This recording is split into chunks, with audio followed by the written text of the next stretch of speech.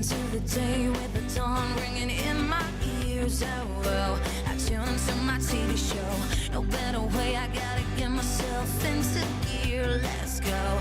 Oh, and I feel good today with my wake up in the morning espresso. I feel good today. It's my feel good breakfast show.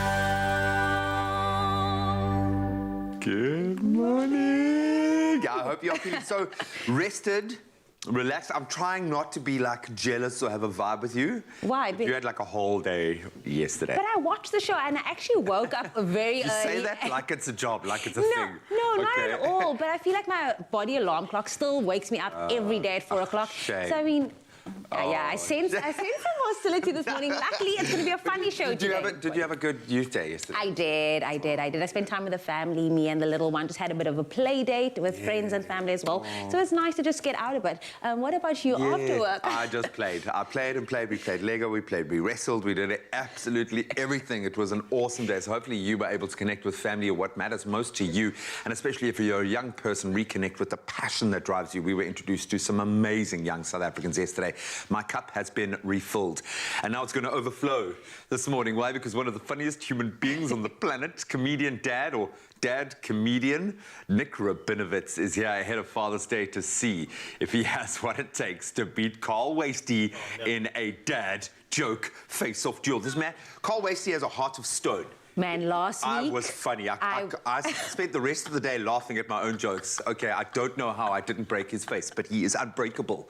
And he is here to do it against Nick Rabinowitz. Now, listen, if you don't know what we're talking about, basically, Carl and Nick have to share their best dad jokes to the best of their ability, and the first one who laughs loses. Unfortunately, last week, we saw G go I was head against... laughing before the thing. You were laughing before you even Carl's made face your is funny, man. He's funny. It's always... Okay, if you don't believe me, look at this. I challenge you not to laugh. Go. Welcome to Expresso and S3. My name's... No, I'm just kidding. Okay, you know what? I used all my good jokes on you, Graham, so what I'm going to do today... I'm dry, my friend, but it's okay. It's fine. I'll focus and I'll take on the challenge a little later. But good morning. My name is Carl. It's nice to meet you this morning. Of course, I have a little bit of a social media request, and that is as we build up to Father's Day and we love our Tech Thursdays, I want to ask you if you could invent any piece of technology for your dad, what would it be? Now, I want you to go completely wild here. Let your imagination run free. Think about your pops. Think about those nuances of your father, and then create something that'll make his life incredible. I mean, for instance, how about a fingerprint identifying remote control? Therefore, nobody else can touch the sports channels but him. You're welcome. I hope that a tech company right now is taking notes and making that. But it's over to you now. Get into the Expresso Facebook page and just give me that little bit of technology that'll make your dad's life amazing as we head on to some news right here on your Feel Good Breakfast Show. Thank you, funny man Carl Wastie. Let's start with those news headlines, starting off with your national news. Now, speaking virtually during a Youth Day commemoration yesterday, President Cyril Ramaphosa said young people could transform the country if they were equipped with the right tools. He said having 64% of young people unemployed is something no country can afford. He also added it's the singular focus of his administration to ensure that young people are given access to opportunities so they can better themselves and also contribute to the economy. Among the initiatives mentioned include the Youth Employment Service, also known as YES, and an online platform called sayouth.mobi.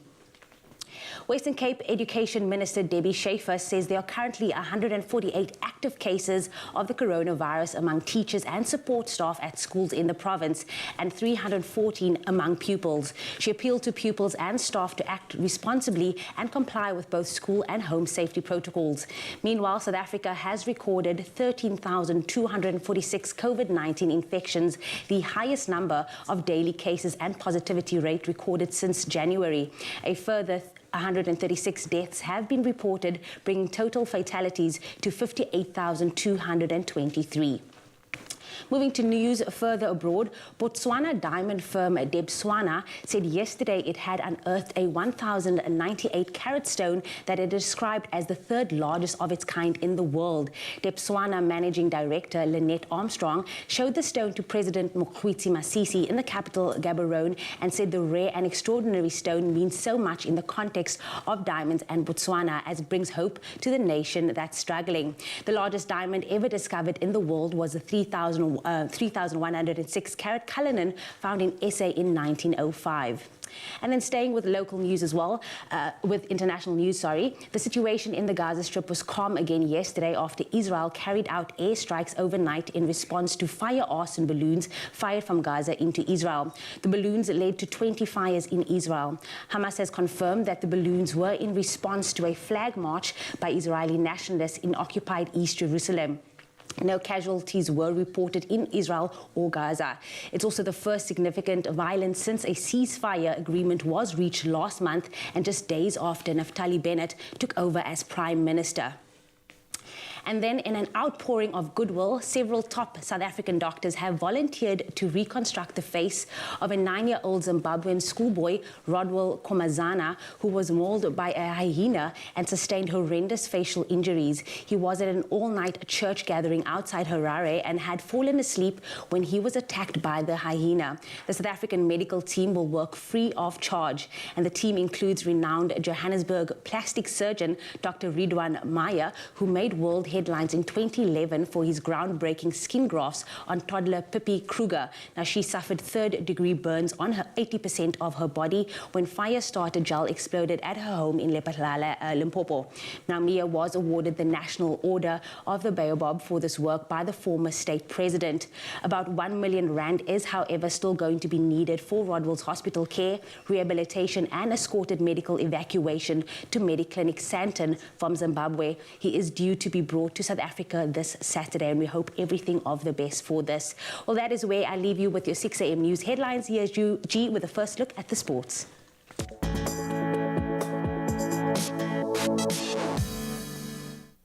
Thank you so much, Jamie. Let's start with football. In an official statement yesterday, Golden Arrows have announced that they have parted ways with coach Mandla Nzikazi.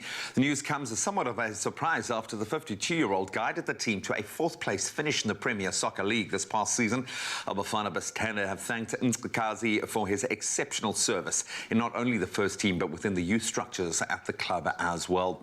And staying with footballing action on the field, there was a plenty yesterday. UEFA Euro 2020 action continued last night with wins for Wales, Russia and another big one for Italy. So Wales secured a 2-0 victory over Turkey thanks to goals by Aaron Ramsey and Connor Roberts in their second Group A match.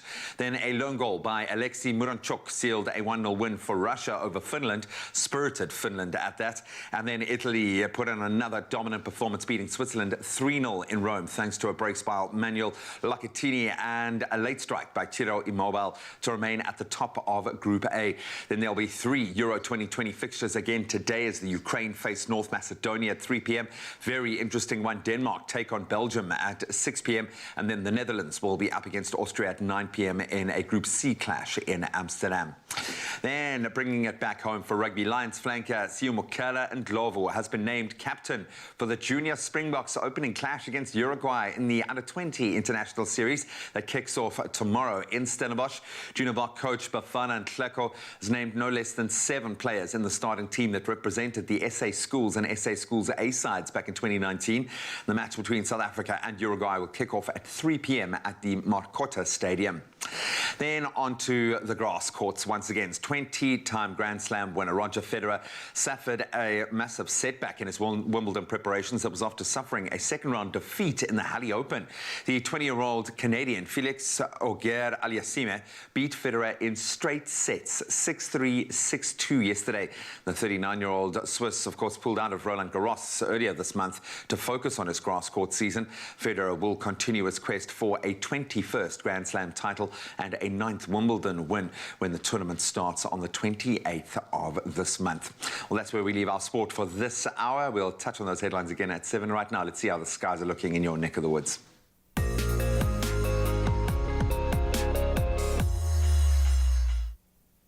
Let's do that. Thanks a lot, G. And we're sending big thanks to all of our viewers that have so enthusiastically stepped up to share their beautiful sunrise photos with us. And I'm going to start with Fawn Hunker from St. Francis, who shared this beautiful, gorgeous morning view with us overlooking the ocean today. If you're in the area, you can expect sunny conditions with the afternoon becoming a bit breezy. Another stunning view overlooking the ocean was sent in by Leon Boshoff, and this is from Ivongo in KZN. If you're in Ivongo today, you can expect a pleasant and mostly sunny day, reaching a maximum of 22 degrees Celsius. If you would like to share your sunrise photo with us, just head on over to the Expresso Facebook page, and don't forget to include your location so we can provide a brief weather forecast for your area too. Now, while we enjoy experiencing a sunrise from our parts of South Africa, we do have some international viewers tuning in on both YouTube and the Africa channel in the USA. And this morning we report on the weather for the city of Paris, in the capital city of France. Bonjour.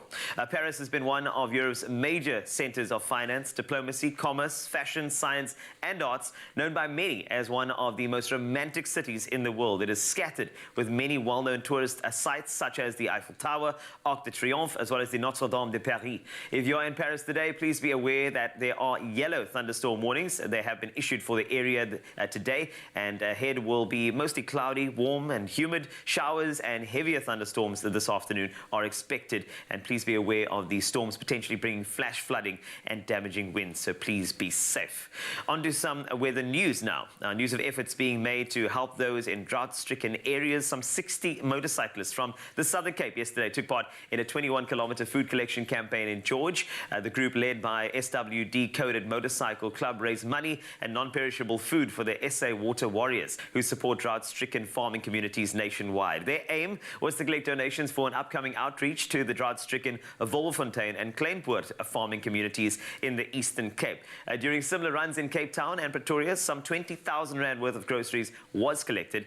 This, together with fodder and water, will be handed to farmers and their workers in the Wolverfontein area in an outreach on the 3rd of July. The Water Warriors last month provided water, lucerne and feed to drought-stricken farmers and families in the Karoo, an area that has been gripped by a 7-year drought. Truckloads came from Cape Town, George, and as far as Schweizer Reineke in the northwest. So thanks so much for all those efforts. It's great that we're getting together as a community as we take a look at the temperatures across South Africa, and some low 20s for you. Let's start with Polokwane, 7 to 23. Bombela, good morning to you, 11 to 31 for you, believe it or not, in winter nogals. Pretoria, 9 to 23 today. Johannesburg, 7 to 21 for you. Mahikeng, 5 to 24. Klerksdorp, you can expect 4 this morning, rising steadily to 23 degrees Celsius. Kimberley, it's going to be 3 for you, rising to 21. Bloemfontein, -1, up to 21 later. Richards Bay, 16 to 24. Pietermaritzburg can expect 12 this morning, rising to 23 degrees Celsius. The same maximum in Durban. That's from a low of 17. Mthatha, 5 to 21 for you. East London, 13 to 23. Cradock, you can expect 2 this morning, and that will rise to 21 degrees Celsius. Gqeberha, 12 to 22. George, 11 to 21. Cape Town, the mother city, 59% chance of precipitation, 11 to 17. Worcester, 6 to 20. Sutherland, 1 to 13. And then wrapping up with Uppington, as usual, 6 is your low, and that rises to 23 degrees Celsius. No matter what the temperatures, I hope that your day is filled with joy, and if you do have a sunrise photo to share that joy, please share it with me on the Expresso Facebook page.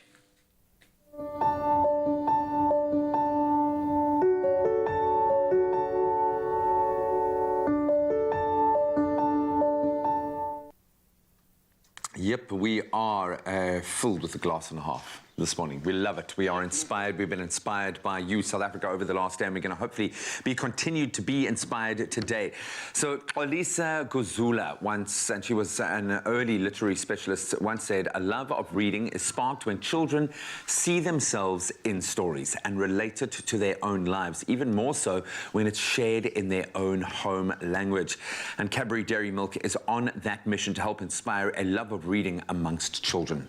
And what better way to do this than by creating a library of enchanting children's stories in their mother language? And all you have to do is visit cadbury.co.za and select your language to start translating words from English into your home language. Nanali Bali, with its team of young, awesome local authors, are standing by to weave all of these translated words into exciting new stories that will be made available for parents and children to download and enjoy. Yeah, I keep using the statistic, but that 2% at the moment of kids in South Africa have access to a book in their own language. 2%. That is insane. So let's have a little bit of fun. Let's see if this inspires your imagination. Just this one word. Today's word that we want you to translate is goose. And we're taking a look at different African language translations for the word. So goose in isiXhosa is igusi. Goose in Zulu is ihansi. Ihansi. I remember that from a flashcard with Jack. Ihansi, I remember that. And then goose in Sesotho is lekansi. And then goose as well in Afrikaans is Hans. Hans. Hans. Yeah, And that's Googled quite an that. automatic pick. Hans. Hey, that's quite an automatic. It is. That does sound right. But that's what words do. They inspire our imaginations. We want you to help translate a word a day and help co-author an entire new library full of children's storybooks so that every child can enjoy enchanting tales in their own home language. Of course, all you have to do is visit cadbury.co.za and help create storybooks #in our own words. Hans. See, it does work. It's perfect.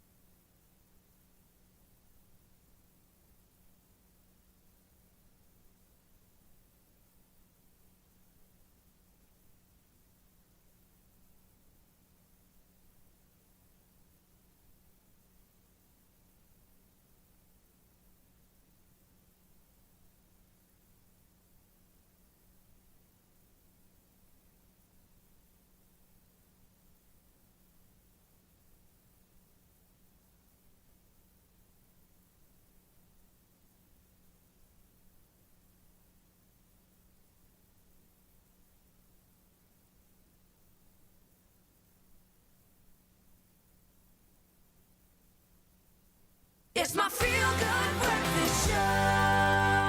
Welcome back. You're still live here on your Feel Good Breakfast Show on S3. Time to meet our performer for the day now. With her deep, rich and emotive vocal tone, newcomer singer and songwriter Amy Lilly burst onto the local music industry with her evocative debut EP, She. Now garnering a nomination in the Best Pop Album category for the 27th South African Music Awards later this year. She aims to express her messages of unity and hope through her music. She's joining us as our performer for the day. So please, can we give her a warm Expresso welcome to Amy Lilly, everybody. So I have to, yes. Amy Lilly. Hey, what's up? The Sama-nominated Amy Lilly. You know, she's there. She's in touching distance. I'm freaking out. Sorry, calm down. Welcome to Expresso. Thank you so much for having me. It is so, I mean, it's amazing to have somebody like you on the couch. And when I say somebody like you, I mean, Amy's not just a musician. Amy is also a business owner. Amy, you've got also your, your sights in, equality and ensuring that people have a safe place to express themselves. Yeah. I mean, that's just who you are. This is why the Sama's nominated you. And also because you're really good at music. I hope so. So, when I look at a song last year, Formidable, which was a, wait for it, formidable song, getting through a year like last year and having a song like Formidable become even more prominent because 2019 splashing over to 2020. How was the year for you? Just in terms of bringing a song out like that in a year that we needed to be formidable, a single like that became quite a pertinent one. Yeah, I think I wrote it about something else because I obviously wrote it in 2019 when the world was different. And then when it released in 2020, it became about something completely different and it translated into so many other people's lives. So I feel like, in a way, I was lucky to release it in 2020 when it could mean so much more to so many people and help them. Push. Obviously, 2020 was a horrible year for everyone, and it's still ongoing now. Yes, it is. So I hope people can just continue being formidable and continue having faith in themselves. I love that. And I heard you do a sound check earlier on, and I'm trying to like wrap my head around your sound. How would you explain your sound? Because it's very like tony and there's emotion in it and everything. Moody. Yeah. Yeah, definitely moody. I don't know how to write happy music. I think I'm like stuck. Yeah, I'm stuck in like this emotional place. I always write about how I'm feeling and just try and really put my heart on the page, and it always goes into this moody sort of pop, and I'm now exploring country a little bit in my new stuff. Ooh. So I'm really excited about that. Exploring a bit of country there. Yeah, some sounds very good. Yeah. Very good. Although it's South African country. South African it's a country, bit different. yeah. It's like here, yee y'all. It's like that. So Amy, just in terms of the Sama nomination. Yeah. For somebody who is quite a newcomer, I mean, you know, when you've done your radio interviews, etc., it's been quite a journey for you. Now you get a Sama nomination. Yeah. How did you find out? Like, where were you sitting? I want to know. Like, describe to me what was it like to actually get this sort of acknowledgement from the Samas? Yeah, it's actually my label Platoon that let me know, and I was having a drink at a bar at like 10 p.m. Oh, right before curfew. Nice. Yeah, right. Well, it was the Raptor room, so I was, okay. I was okay. You're on spot. So, yeah, I got a message and I freaked out, and we all just had a glass of champagne, like all me and my co-workers. So I couldn't believe my first EP got a Sama nomination. I was really surprised. It's wild. I'm really, really fortunate and excited. But it's of course, good. to be acknowledged like that in a space with so many people, what does that feel like? Because, I mean, that is big. Yeah, Because I feel like you're downplaying it a lot right now. It's like, yeah, we just had champagne. Yeah. Scream, you can scream, it's okay. Yeah, I was freaking out. Like calling my mom, calling my dad, calling everyone. Yeah. No, I can't believe it. I'm honoured to be part of such an amazing group of artists. So, very, very, very thankful. I can't believe it. I just want to make more music. So it kind of gives me the push to do that. Is that what we can expect for the rest of the year? Yeah. Creating more music, more sound from Amy Lilly? Tell us about that. Yeah, I'll be releasing a new album further along this year. I'm finishing it up now, so I'm really, really excited. So I get to do a whole body of work, because an EP is quite small, and now I get to do like 10 tracks with like a golden thread between all the tracks. So I really get to tell a story. So I'm really, really excited to have everyone listen to what I've been working on. Ooh, I want to know, like, I would love to know, you know that story, that golden thread. Don't tell me too much about it, but if you could sum it up in an adjective or maybe a couple of moody words. Yeah, moody words. Well, in Formidable, I say, I hope it's raining on the other side. Yeah. Like, I hope it's going to be better sometime, and this is about it being better for me. Better. Okay. You also mentioned earlier the Raptor room. That is where you obviously heard your news, but you also run and own this space. I mean, obviously, I heard that it's closing down because of the lockdown, but you have created a space in Cape Town for so many musicians, so many artists, Majosi, Craig Lucas, just to name a few. What is it like to be able to create that space for so many artists? It's been one of the great joys of my life, doing that for 4 years. I've really enjoyed it. South Africa has an amazing music scene, and we need as much visibility and promotion as possible. Carl's amazing at that. So it's just, it's been one of the best things I've ever done. Yeah, I've met so many beautiful people. Yeah, like yourself, you should get a mirror. You're a beautiful person, and we actually cannot wait to see you perform over here with a bit of that, you know, local country as well. As I said, which will come through a little later. And Amy Lilly will be here for you on your Feel Good Breakfast show, so make sure you don't go anywhere and keep it here on S3. Yep, there will be a harmonica as well. We will lull you with the sounds of a harmonica. Cannot wait for that performance. The sound check was spectacular. But right now, let's get into sustainability for just a moment. Good taste and good values, I think, definitely go hand in hand. Certainly with their Made with Care campaign, when Expresso brings artists, poets, environmentalists, activists and coffee lovers together for a movement devoted to establishing coffee as a foundation for inspiring positive change. And they are doing it. Now, at the heart of the movement is the idea that when care comes first, everything is possible.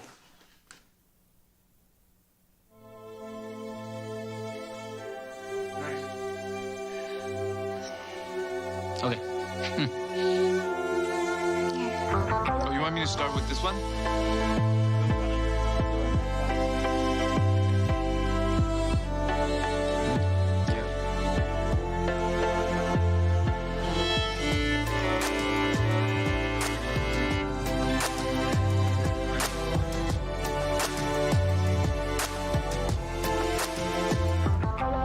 Care is protecting a way of life for generations. Care is about balancing human activities with nature. Thinking practically and responsibly. Respetar la naturaleza. Committing to be carbon neutral by 2022. CARE is taking action on behalf of fairness and sustainability. Creating resilient communities. Recognizing women's strength. Sentir amor y determinación por lo que hago. Empowering women everywhere. Mejorar la calidad de vida de los caficultores. Making sure farmers have a stable income. Taking their destiny into their own hands. El cuidado es proteger a mi familia. Respecting farmers' craft in every camp. CARE is the difference. The difference. The difference. La diferencia. CARE is bringing passion to everything you do. Devotion to every detail. CARE is rich cocoa notes with a hint of fruit.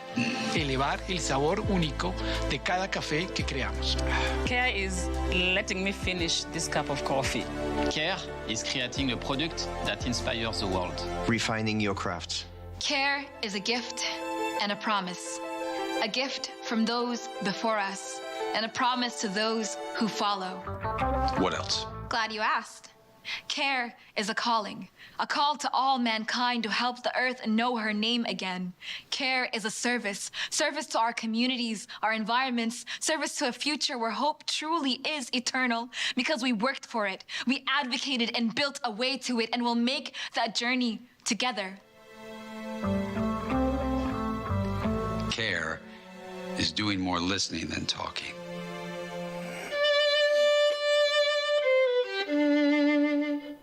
Sharing your gifts. CARE is producing something that makes people happy.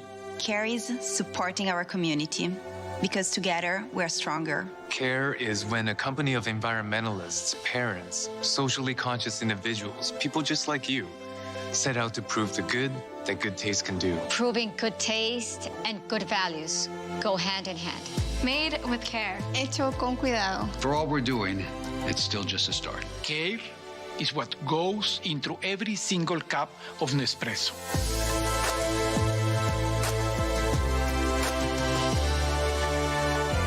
Nespresso. What else? What else, George? Wat nog, George? Absolutely beautiful, man. I absolutely love the fact that it's okay to enjoy the indulgences of life and that they've woven into that idea of caring for yourself, this idea of sustainability on every level. Such a simple idea, yet so powerful. And the emphasis is on care. Nespresso adopts that care when creating truly extraordinary coffee experiences. It is remarkable. Cheers. We'll see you now. What comes from CARE? When it comes to making coffee, I see what others don't. In Nicaragua, rare taste is created with care and determination. I let the beans dry and caramelize, turning them into a sweet reward not seen in any other coffee around. When you care, the reward is sweeter. Made with care.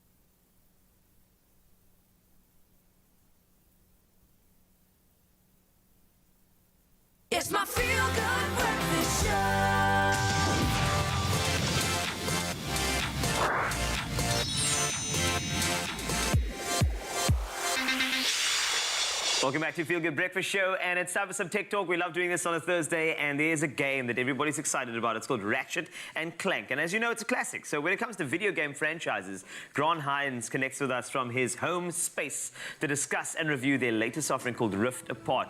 Goeiemorgen, Grant. How's it going, brother? Hey, guys. Carl, I think you're muted on that side because I cannot hear you, but I'm very excited about Ratchet & Clank Rift Apart. Firstly, it is the first Ratchet & Clank game that is official canon since the last PlayStation 3 version of the game. For those of you who don't know, you're probably not necessarily PlayStation heads because it is exclusively available on PlayStation, but you play Ratchet & Clank. Ratchet & Clank is Ratchet's a Lombox. It's like a fictional character in a third-person adventure with a creature called Clank. Clank is like a metal robot that you take along with you. What's happened in this one, though, the universe you've kind of saved previously and everything is kind of going super well, but the bad guy named Dr. Nefarious, which is the best name for a bad guy that I have ever heard, has got something called the Dimensionator, which is this weapon that opens up all these portals to lots of different dimensions in and across the universe. Because of this, you just travel back and forth through time and through space with Clank on your back, and this whole story transpires. You meet a brand new character. Her name is Rivet. She's a female Lombax. And you're trying to work out like what is going on. The big appeal to Ratchet & Clank, though, is that the cool amount of weapons that you get can kind of be upgraded as you collect little nuts and bolts or coins throughout the world. And then you can upgrade those weapons to be as wild as possible. So the combat is like super creative and super fun, and it really is fun for everybody in the whole family. So, in the words of everybody on a Zoom call, can you hear me now, Grant? Can you hear me now? Can you hear me now? My mic on? Can you hear me now? I can hear you now. Thank goodness. All right, so just based on the other Ratchet and Clanks that have been out there, and just compared to this one, what's the bigger differences that make this one, even more appealing? Well, it is obviously on PlayStation 5. So this is a PlayStation exclusive, and they're going full out. So if you haven't got a PlayStation game, you want something that looks impressive, it really looks like a Pixar film. You know, when I was playing it, like, there were scenes where, you know, there's a cutscene, there's a little bit of a story, the characters are acting out, you feel like you're in a movie. I've got my popcorn, and I'm busy playing, and then all of a sudden, I realized that actually I'm supposed to be playing. You know, I have to quickly grab the controller, and it felt like I was sitting inside like a Pixar movie for the first time. The graphics are incredible. And then, obviously, because you've got all these creative new weapons that they give you throughout the game, the controller, remember there's this brand new PlayStation 5 controller with new vibrations in it. Yeah. Like, the triggers, like, click in at different places. It vibrates in different... It feels like there's things inside the controller. It really is quite a wild experience. And I think this is something for the entire family to actually enjoy. I think mom and dad will get into like the world and just look at how like far games have progressed, and kids, it's family safe and it's lots of fun, and it's just such a beautiful, beautiful experience. You know, when I look at the overlay that's going on here, I'm getting really excited about it. And as you said, I'm feeling like I'm watching somebody's movie, even though it is a couple of clips from the gameplay. So it looks like an exciting one from Ratchet and Clank. Availability in South Africa, is it out already? It is out. It came out last week, Friday. It is brand new. If you're looking to get like a really exciting game for a family member, or if you want to just take your PlayStation 5 and you just want to see how far it can go, this is a great game to show off how powerful the next generation of consoles is. And it's just, I was just laughing the whole time. It's so funny. The characters are so funny. The world is so entertaining. Dr. Nefarious is my favorite character. How cool is that I love that name. Dr. Nefarious. Dr. Nefarious sounds like the best. I feel like I've heard it in one of those cartoon movies before, but it sounds like it's really well thought out, and it's one of those games where I feel like they've immersed themselves in, as you said, like a Pixar movie, but just allowed you to take control in some of the elements and cutscenes of it, which makes it even more appealing and even more exciting. I'm excited about this game now. Yeah, no, you should be. It's a third-person platformer that, everybody should have at least try once. Grant, thanks a lot, man, for all of the updates on this particular game. I think it's going to be absolutely incredible for the entire family. Who knows, maybe even a Father's Day gift. I feel like we need to give more Father's games. I think so. This is a Father's Day gift that you can play with your dad and spend the whole of Father's Day together, family bonding. Yes, thank you so much. I'm glad. I'm hearing Graham in the background going, yeah! So, Father's Day gaming is on the table, my friend. Thanks to you, Grant. Thanks a lot, brother. Thanks, man. Go check it out, Ratchet & Clank. It's called Rift Apart and Father's Day gift idea. Why not? But Grant will not be going anywhere. Still a couple of more tech elements to chat about right here on your Feel Good Breakfast Show, so stay there. Of course, because if you're going to gift your dad a PlayStation 5, you need a game to go with it. Okay. Right. Oh, man, we love it, man. I'm loving this week of reveling in Father's Day, but let's revel in something else, true generosity. One thing we all love about the show is that we get to partner with incredible brands and organizations who love to give back to their communities. And one such organization is My School, My Village, My Planet. And they are currently running an incredible competition for 10 people to each win 10,000 Rand in cash for themselves, but the best part, another 10,000 Rand for a cause that is close to your heart. It's the ultimate win-win combination. Oh, definitely. Now, we asked you online what you would personally do with this 10,000 Rand, and we have loved the feedback. So let's read some of them.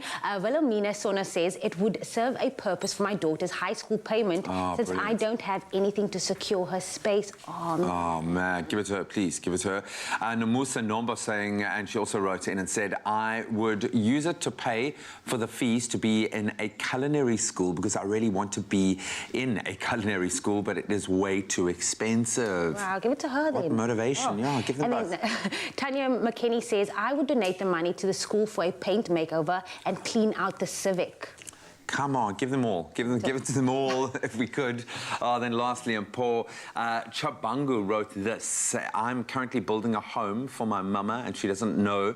Hopefully she doesn't know now. I just want to surprise her on her birthday in October, and the money would definitely be a blessing. How do we choose? How do we choose? We're going to give it to everyone? No, we can't do that. We don't make the choice. Now, of course, to win 10,000 Rand for you and 10,000 Rand for a cause close to your heart, you can register for the competition on myschool.co.za and swipe in-store to enter. Every swipe is an entry, and it is free of charge. And if you don't have a My School card yet, then what are you waiting for? You can apply for one in-store or online at myschool.co.za. It is really simple. Good luck.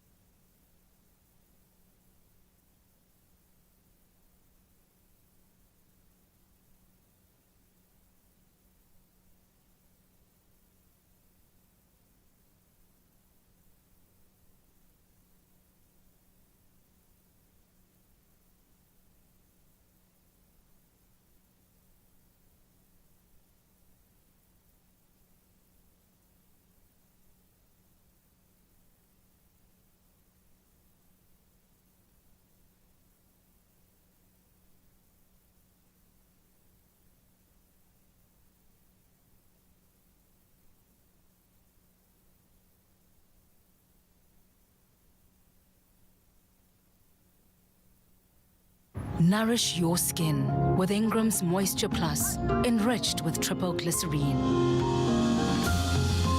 For 48-hour intensive moisture.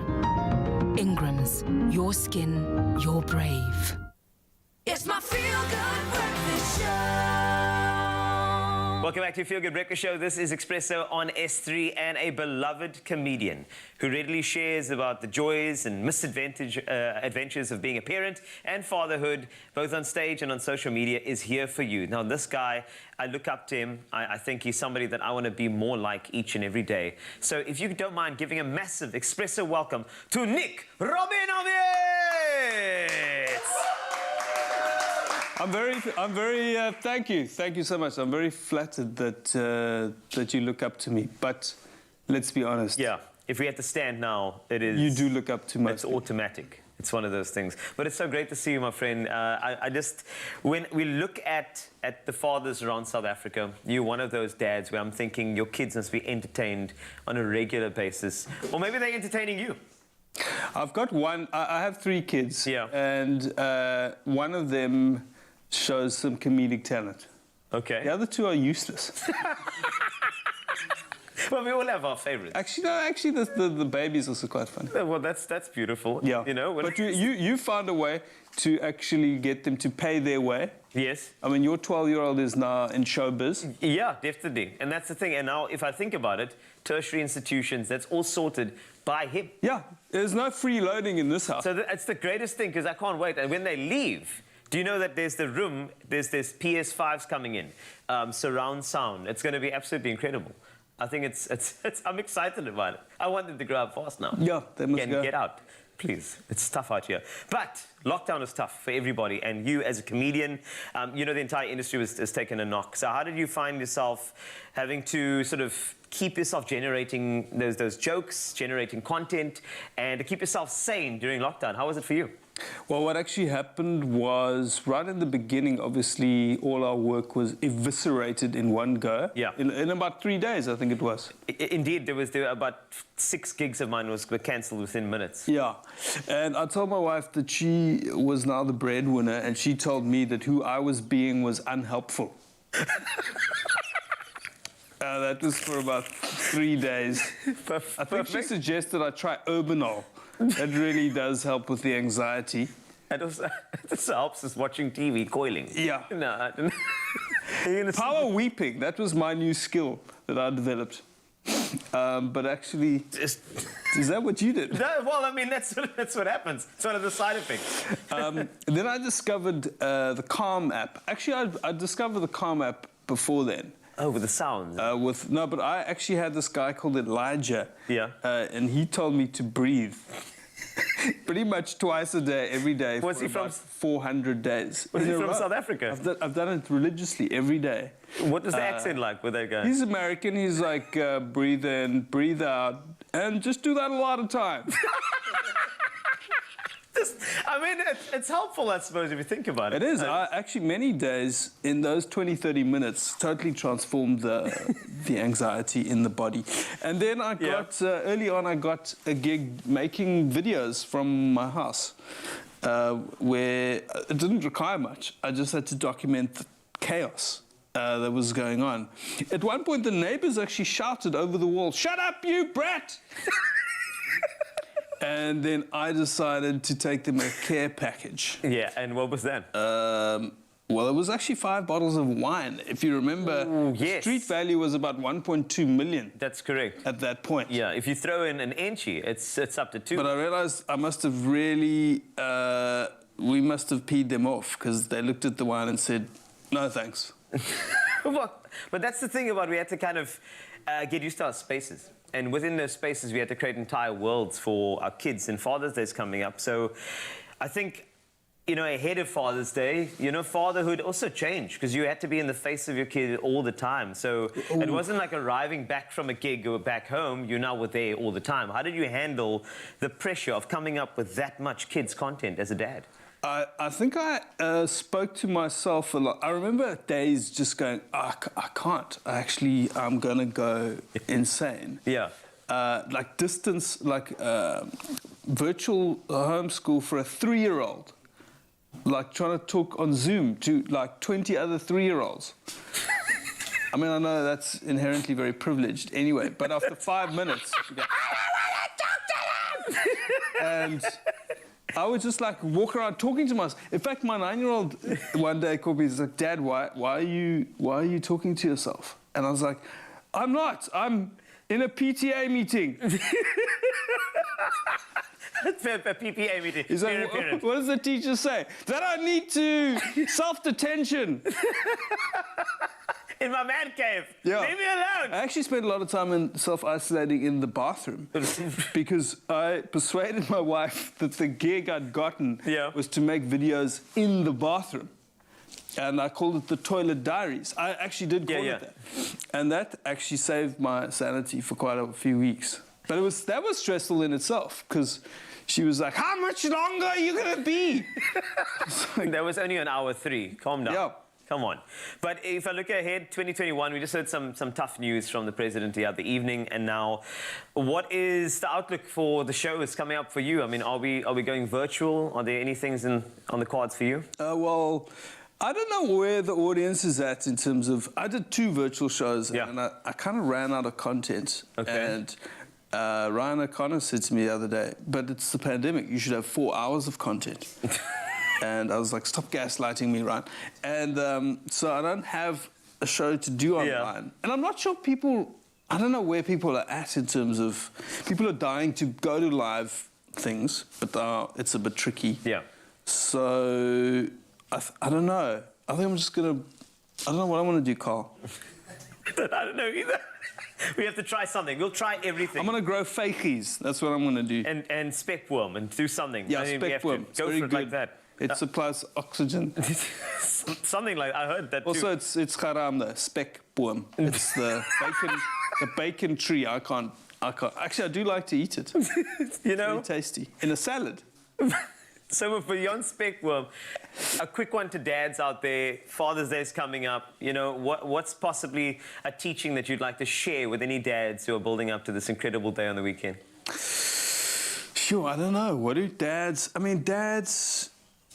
we sacrifice a lot, I guess, as parents. Not all dads. Some dads during the pandemic were like, I'm just going to go buy smokes, and never came back. But I don't smoke, so I couldn't use that. Yeah. But if you need to go smoke, even metaphorically, just make the time to do that, dads. Go out there and do your thing on Father's Day. If it's fishing or whatever it is, make time for yourself, because otherwise it's difficult to bring your full self to your family. True. So true. At least that's what I'm telling my wife. I need to go surf. Go surf. Do whatever you need to do. Look after yourself. A little later, this gentleman and I will be going into a face-off with dad jokes. I'm going to lose horribly, but I'll try my best. I'll do what I can. Nick Rabinowitz on your Feel Good Breakfast Show. This is Expresso on S3. Stick around. So let's get into another famous lockdown pastime and bake. That's what we did with our time, as we learned how to cook things we never made before. And these tuna mayo roll-ups are definitely a recipe that you need to try. So this recipe is the perfect combination of, get this, a great tuna mayo sandwich and a tuna melt. And it's a bread dough filled with cheese, with tuna, with mayo, and then baked to perfection. What more could we ask for? And here to show us just how simple it is to make these beautiful creations is caterer and social entrepreneur, Kemi Akiore Adebayo, but we all know her as Mama K. Mama K, you beautiful human being. Welcome back. Thank you. You've got some wolf whistles in the background. Thank you. You've got some fans here. My dear, it's always lovely to have you in our kitchen, especially when you are making something as delicious as this. So I know time is limited. Correct. We've said this is simple. Yes. Prove how easy it is. What do I need to do? I've got an apron on, so I can be somehow useful. This. If you mix this, if you get half a cup of the mayonnaise, to mix with 1 cup of the grated cheese, then the tuna. That's 2 teaspoons of tuna. Okay. Then I'll mix this. This is the softened cheese, and I'm going to mix that with. I'm going to cut that. The lemon first to get the juice. I like this because this is a bit of zing. Yes, and it gives it that tangy kind of, you know. There's also like... So like you said, it's a very, very simple recipe. This then is a chopped parsley, which I'm going to mix. Then we add the zest from the lemon. And I suppose because we've got the fish in there, you want to kind of balance it out with a bit of acidity. Correct. We have our zest. Correct. But this is going to be like the ultimate comfort food. I just can't wait to walk across there and break one of those rolls open. Correct. So you would have got your tin, you know, kind of lined with the non-stick, you know, you have spray your oven or baking tray at 180, basically. Then we have the dough, which is a 1 kilo ready-made dough here, which you roll out, and basically you need it to be thick, about 1.5 centimeter in thickness. Not too thin, cool. Then we're going to cut it into a rectangle, and then we're going to add this Are you mixing well? I think I've done a fantastic job. I don't know. I've been practicing all week. So you remember to put your flour under here first. Okay. Then we cut this into a rectangle. Where's my knife? There we go. And basically, we'll then add the mix first. Filling. The filling. Do you want to help me with it? Okay. Which one do you want to help me with? You tell me. I'll do this one first, but I'll use either a spoon, the back of the dessert spoon. Oh, try and spread that evenly across the dough. Oh, I like this. And this is like good value for money because a little bit goes a long way. And if you love cheese, you will love this because it's got all the, we have the lemon there that gives it that tangy taste. Then the parsley helps it as well. In terms of, fresh, exactly. Beautiful. So do you want to spread that for me on top? So you spread it evenly. I know because of time, I'm trying to make sure we get everything. Well, I mean, we did promise people that this was going to be simple and easy and quick. Correct. And this is the vibe. Okay. So you spread that on top. I'm using your patented reverse spoon technique. Oh, we could use that as well. So anything. So the whole idea is to get the mixture of the tuna, the grated cheese, and with the soft cheese, in there. This is cheese. Cheese on cheese on cheese. I think it was one of the great. You can't go wrong. Exactly. It was a revelation in my life. You can't go wrong with it. Discovering that you can mix cream cheese, softened cheese with a hard cheese. Correct. And then what we're going to do, yes, that's about enough. You would have got your either oil or non-stick to basically, we'll then roll this into like a log. So I'm just going to try and do that. Oh, it is really exciting. Yeah, they're very filling as well. Because once you've done this now, nobody knows what's inside there. Nobody knows. And the surprise, the joy on their face when they get to open up. Oh, beautiful. And then the whole idea is to then cut it into roughly about 2 centimeters, roughly. And what I like about this is you can, we're obviously doing the tuna melt, which is lovely. It's just a classic combination, and a great way to get kind of a nice good protein into the little ones especially. But this is going to be kind of comfort food at its best. But you could go any route. If you wanted to spice this up, add a bit of garlic, maybe, I will go for garlic and even ginger or cinnamon. Ooh. Just different spices, just to try. Even some onion. Yeah. So I know there is a small tin, so the whole idea is we have it in there, then we cover it for about 20 minutes. Okay, for it to let rise. the dough prove. Okay. Yeah, so once it proves and it's got we then add we've used all the grated cheddar. That the was whole me. idea I is, just got so gung-ho. I got so excited. So we add that, as a topping, to it, and we put it in the oven. And it's in the oven for 10 to 12 minutes, and voila. And then you're in heaven. And then you're in absolute heaven. And you can just add the chili flakes at the end. I love that because it's a bit of warmth without it being too hot, but I think that's going to be not too perfect for this. Not too, All right, I'm ready. I'm going to make the march. Okay, let's go. Across the studio. Let's go for it. Ta-da! These look absolutely beautiful. I'm going to take this guy because he's calling. Oh, and they're still warm. And there's little bits of crispy cheese. And I'm going to break this guy open. And you can see the filling there. The tuna with the softened cheese and, the parsley, everything kind of just...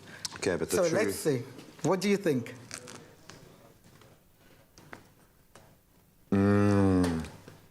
That is magical. And you need the lemon, hey?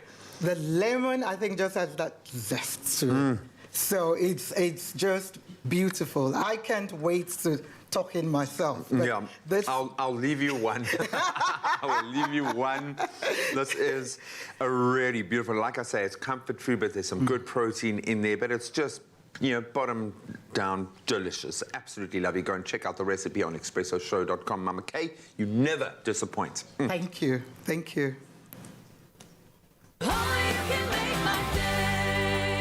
A healthier you starts with you and your plate. Join us on a nourishing journey by entering to be on SABC2's new show, Color Your Plate with Koo.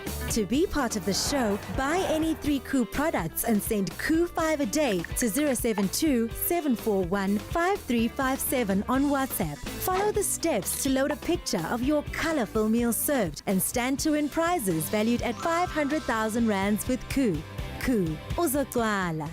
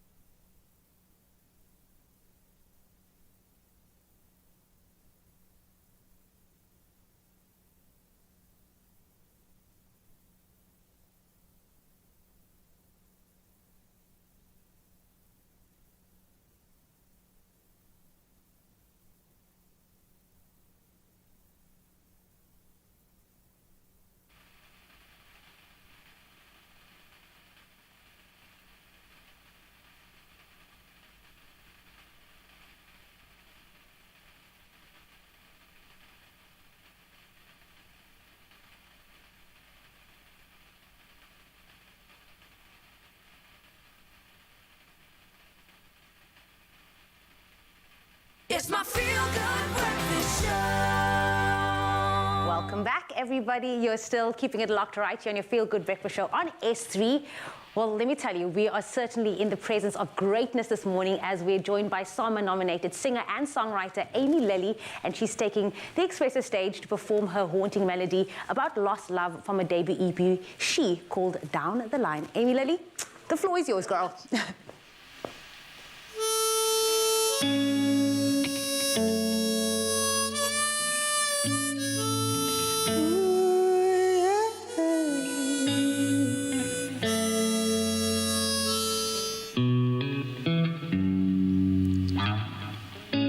She wore blue and I wore yellow.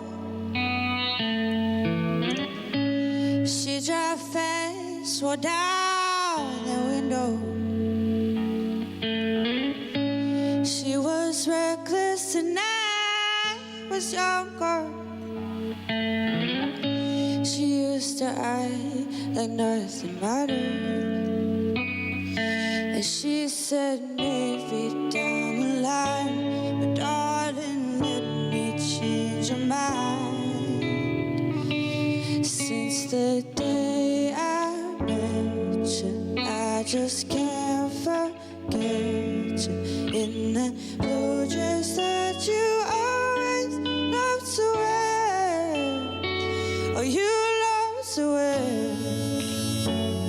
you love to wear. In that blue dress you love to wear. And I would cut through every corner,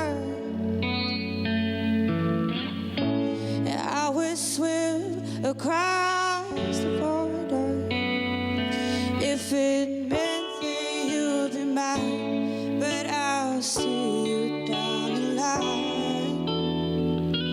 Since the day I met you, I just can't forget you.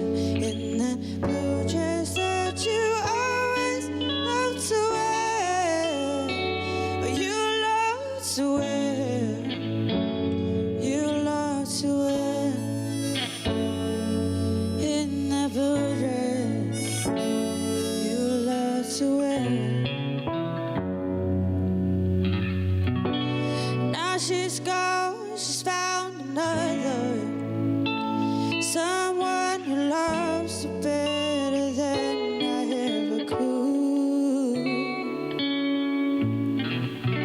And heaven knows I think about her, but I was playing a game that I was bound to lose. Since the day I just can't forget you. In that blue dress that you always loved to wear. And you know that I will always be right there.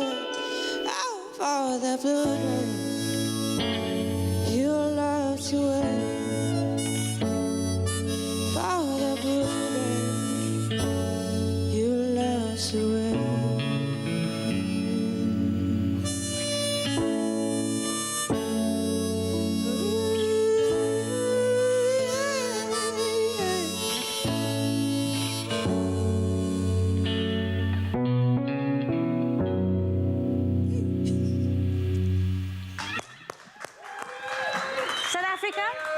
What did I tell you? You are in the presence of greatness this morning. Well, don't worry. She still has 2 performances here on your Feel Good Breakfast Show, so don't go anywhere. Please let us know what you thought of that performance. Expresso Morning Show S3.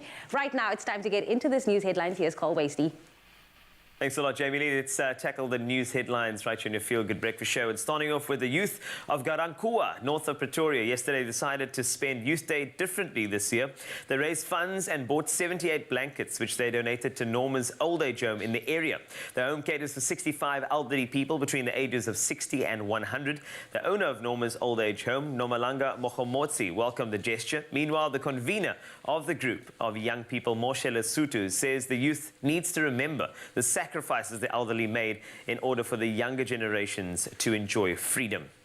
Now, speaking virtually during a Youth Day commemoration yesterday, President Cyril Ramaphosa said young people could transform the country if they were equipped with the right tools. He said having 64% of young people unemployed is something no country can afford. He added it's the singular focus of his administration to ensure that young people are given access to opportunities so that they can live better lives and, of course, better themselves too and contribute to the economy. Among the initiatives mentioned include the Youth Employment Service, known as YES, and an online platform called sayyouth.mobi.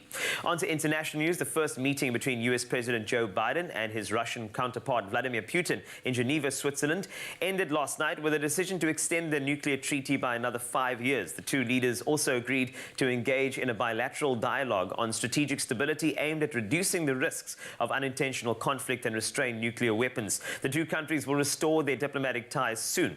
Putin described the dialogue with his US counterpart as pragmatic and without hostility. He said Biden was experienced and balanced.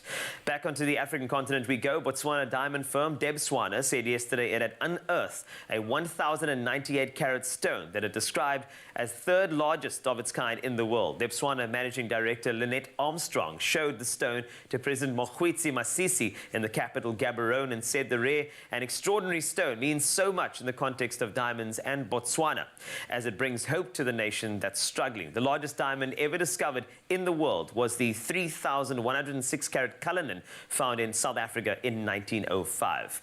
And on to some feel-good news. The promenade in Durban is the place for a really good time tomorrow.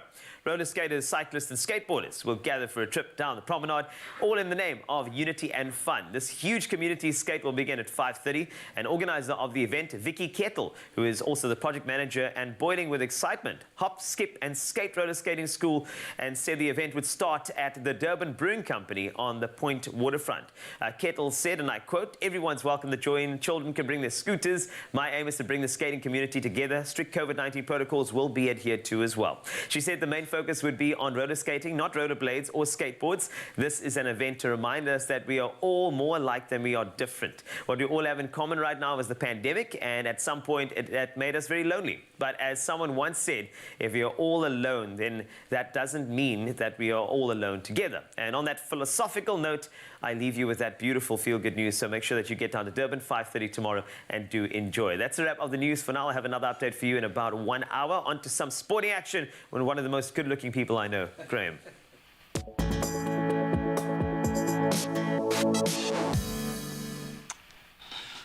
Silly man. Let's get into our football news first. Locally, in an official statement, Golden Arrows have announced that they have now parted ways with coach Mandla Ntikazi. The news comes as pretty much a surprise after the 52-year-old guided the team to a fourth-place finish in the Premier Soccer League this last season. Abafana Bastende thanked Ntikazi for his exceptional service in not only the first team but within the youth structures at the club as well.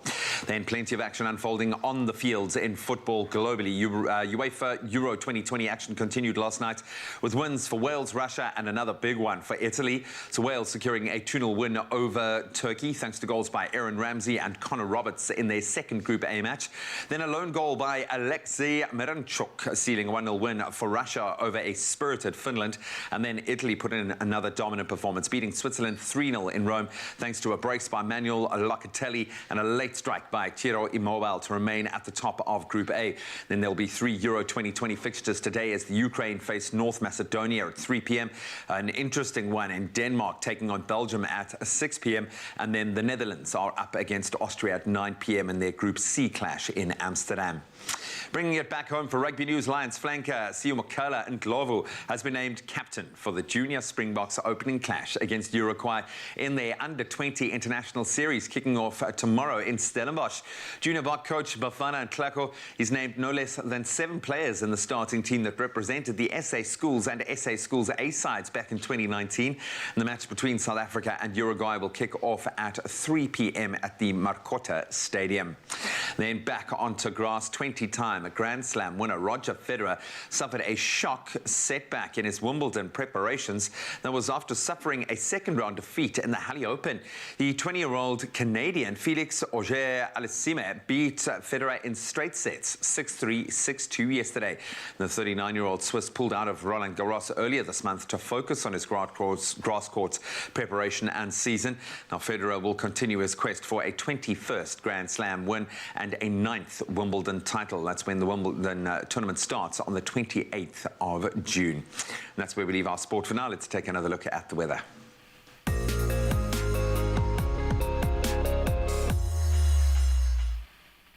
Certainly is a good-looking man indeed, but we're also sending big thanks to all of our viewers that have so enthusiastically stepped up to share their beautiful sunrise photos with us.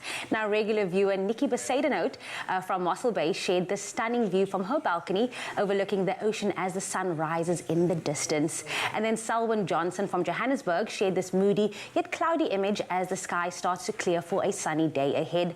Of course, if you'd like to share your sunrise photo with us, head on over to the Expresso Facebook page and don't forget to include your location so we can provide a brief weather forecast for your area too.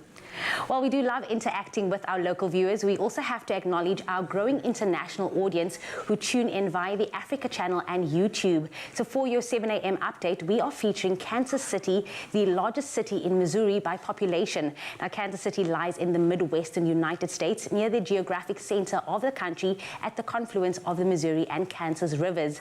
The hottest temperatures so far this summer are expected this Thursday and Friday. Now is the time to make a plan to keep cool and prevent heat-related illnesses.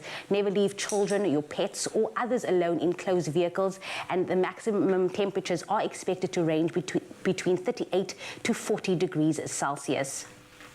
And then hundreds of people near Indonesia's Moluccas Islands rushed to higher ground yesterday after an earthquake of a magnitude 6.1, fearing aftershocks and a possible tsunami. Now, the quake struck in the ocean at a depth of 19 kilometers. Although there were no immediate reports of casualties, authorities urged people to move away from beaches and seek higher ground.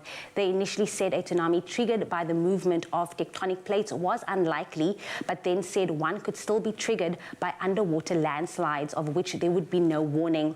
Sea levels at one point rose by as much as 50 centimeters after 13 aftershocks had been recorded. By last night, hundreds of panic-stricken residents were still on the mountain because aftershocks continued. It was reported that many homes and other structures were severely damaged by the quake, and our thoughts and prayers are with them.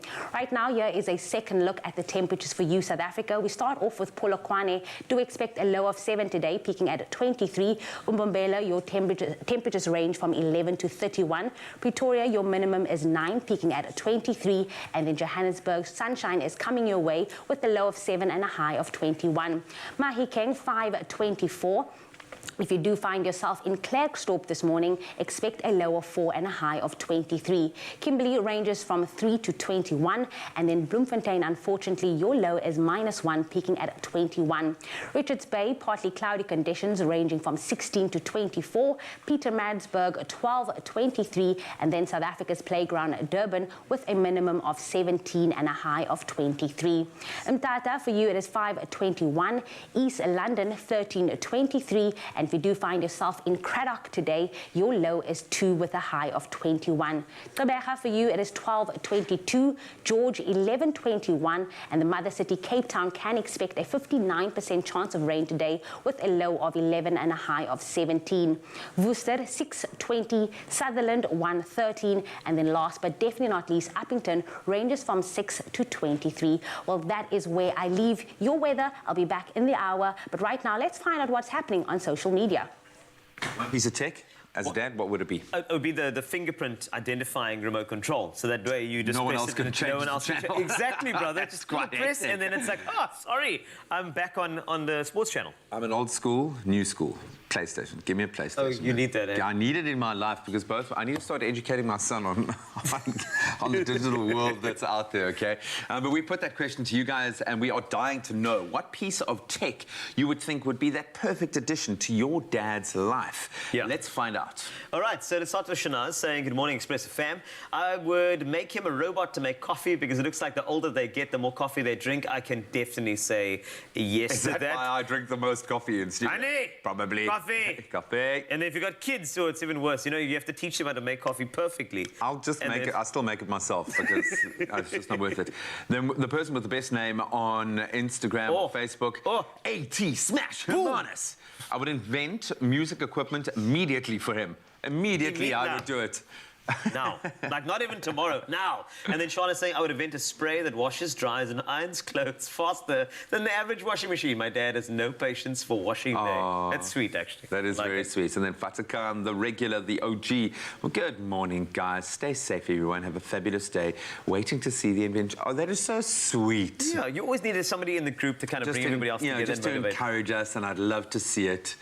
Beautiful. Oh, man. And then another one, Joan Cameron saying, I miss my dad so much, I would invent a time machine so that he could visit me anytime he wants, to take me to the library, museum, all the movies again. Why are you trying to tear jokes so early in the morning, Joan? I can remember when Joan lost her, because she's had a long-standing relationship with the show, so we're sending you mad love, lots and lots of love right now.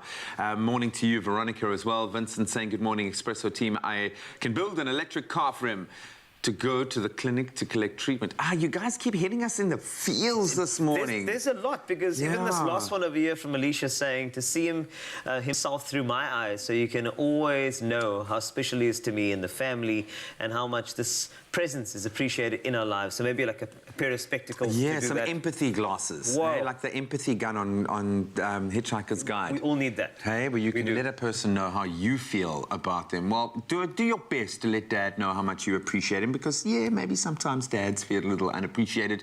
What tech would you give Dad to make him feel extra special? Let him and us know on our Expresso Morning Show Facebook page.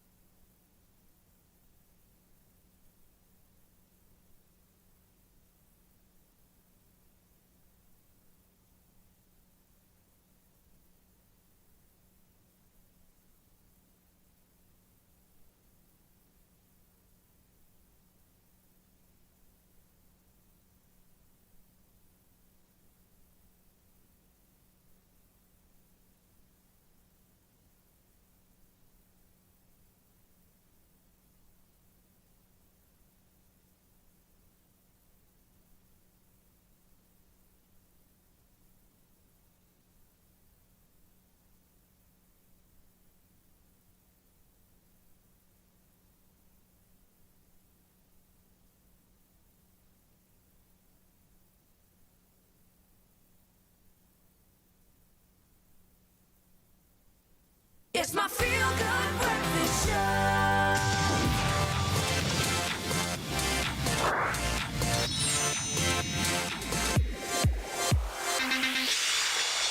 Yep, time to take another tech turn. Welcome back. Let's delve into privacy, which seems to be the latest trend in technology.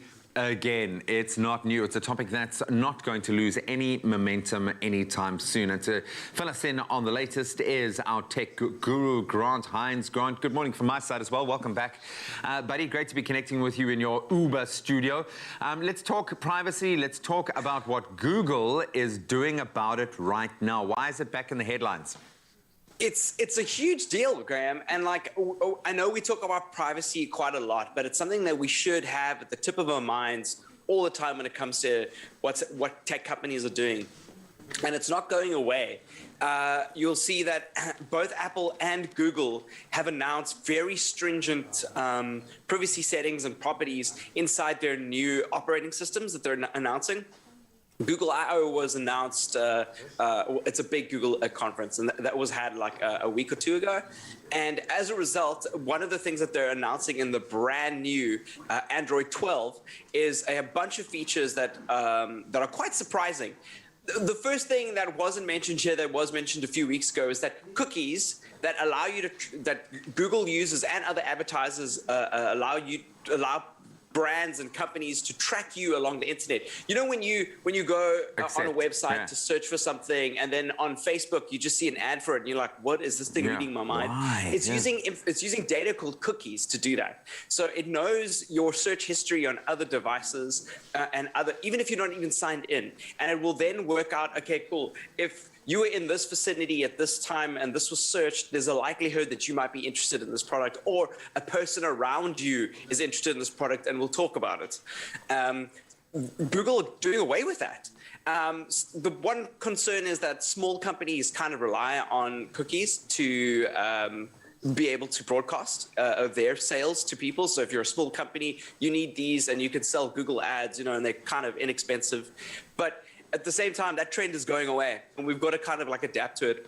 The other things that were announced was the fact that the phones won't, when a microphone is being used or a camera is being used by an app, there will be a little icon in the top right-hand corner of the phone to tell you that an app is using the microphone or the camera, which is also kind of weird because, sometimes you go like, do you think your phone is listening to you? Yeah. Like, what's going on? What app has got that? So we're going to have...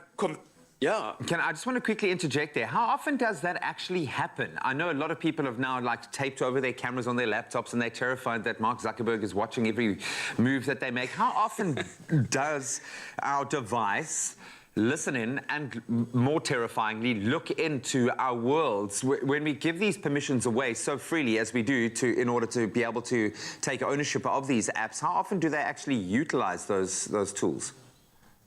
It's not as often as people like to think it is. The technology to track you is so advanced, they don't even have to listen to you. So that's the crazy part. Everybody thinks it's the microphone because you've had a conversation. The algorithm knows you so well. That's actually the more concerning part of the whole thing. Like, imagine that it was just so intelligent it could guess. Like, it can know what conversations, predict what conversations you're going to have. But yes, it is a problem, and apps do hack your camera and your microphone. The one thing that cameras also, that apps do have permission for, that is kind of problematic, is your clipboard. So if you copy a password and paste it somewhere else, a lot of apps actually have access to your clipboard. So that's also going to be something that Android is going to be able to tell you when an app has that information. And then another thing for both like iOS and Android is approximate location versus exact location. So you might want to have your exact location for a map app because you need to get somewhere on your GPS, but you might want to give an approximate location, say, to a company that is like a video provider. Yeah, or helping you find a restaurant or something, yeah. Buddy, I'm sorry to cut you off there. I want to ask, because as a parent, I'm just absolutely terrified now that my son is entering into he's starting to create a digital kind of profile for himself because he loves watching kind of train unboxings on YouTube and that sort of thing. What is the best way that we can protect our children while being online?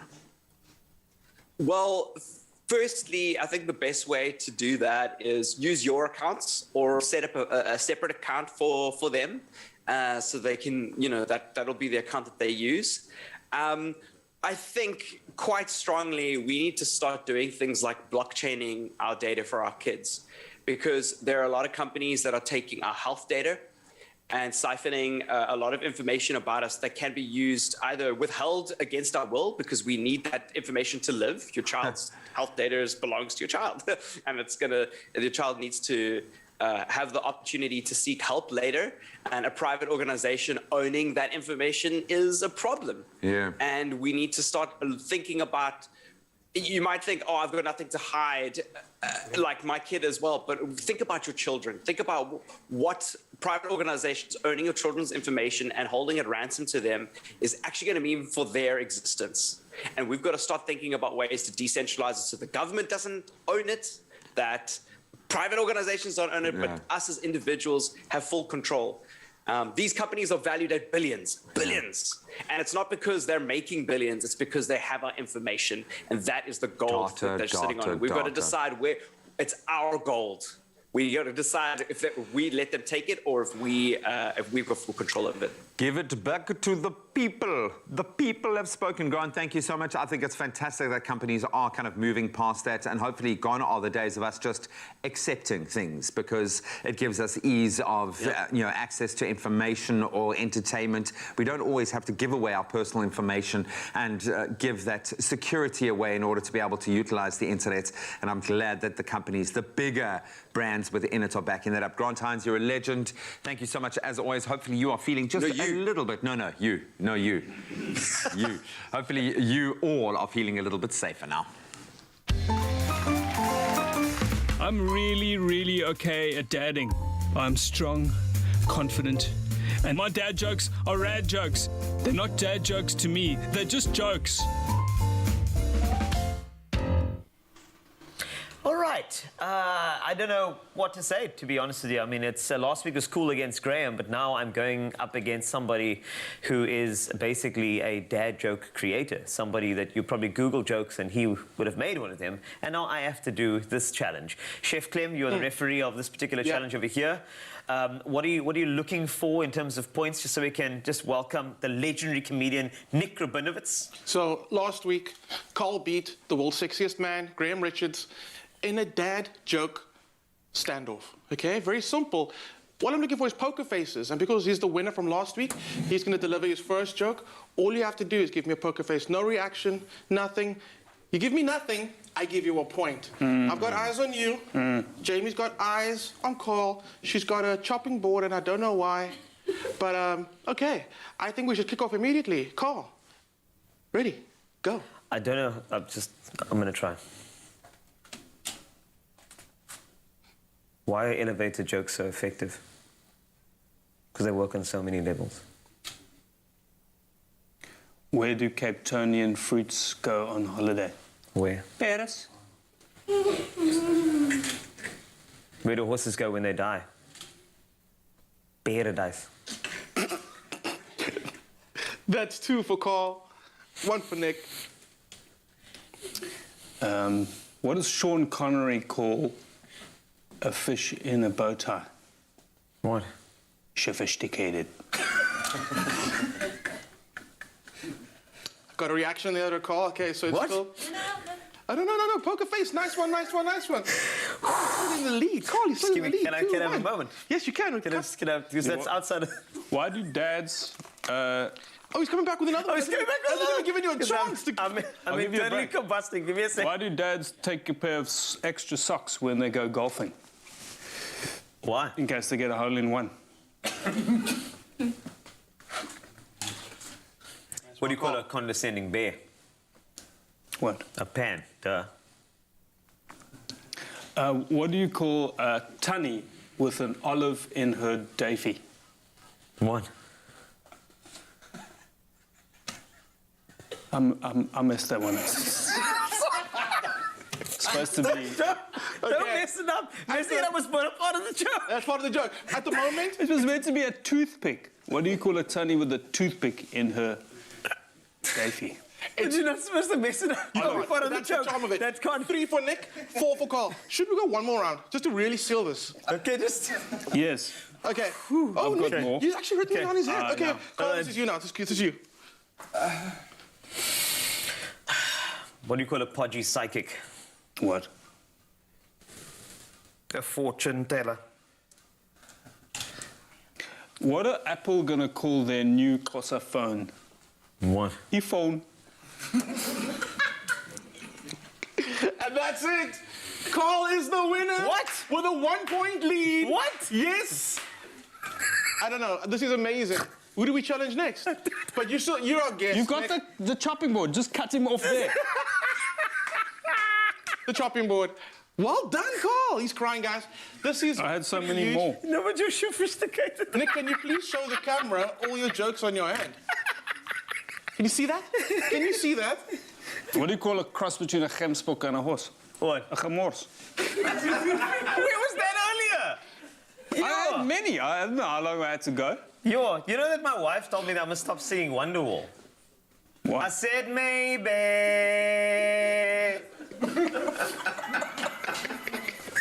Let's give him a hand. Let's give him a hand. He's done well. Nick, you can still pick a prize. You're a guest. You can still get a prize. I'm going with the sharks. The sharks. Okay. No, I can pick a prize, really. Yeah. Why not? Well, of all these things. Yeah. I mean, I think there's supposed to be a few things you can choose from, but hey, you're a guest. You go for it. Carl, same for you. Can I pick one? You can pick one. Thanks a lot. That does count. Oh, wow, the whole thing. Well, he deserves it. He deserves it. This is a cliche. He's gone with a shortbread. Nice. Stop laughing, Graham. Nice. I can hear you. Whoa. Now, Carl, you tell our viewers at home how they can stand a chance to win some good goodies. So now to congratulate yesterday's Woolies 1,000 Rand gift card winner. Congratulations, Donna Little, somebody who has my surname. So happy shopping, lady. Donna shared this following message. Your father's job truly goes unnoticed. For all these reasons and more, I nominate Quentin Little. You are truly the most amazing superhero dad, my best friend and biggest supporter. Being a father means you have to think fast on your feet, and you must be judicious, wise, brave, and tender. I've truly won the lotto to have been blessed with such an awesome dad. Wow, what a message. Thank you. That was beautiful. So to stand a chance to win a 1,000 Rand Woolies gift card, just share your personal Father's Day message on our Facebook, Twitter or Instagram competition posts, and make sure you add the hashtag Woolies Dad's Day. Competition closes at 9 a.m. today. Namhlanje vandag. T's and C's can be found on expressoshow.com. Sophisticated.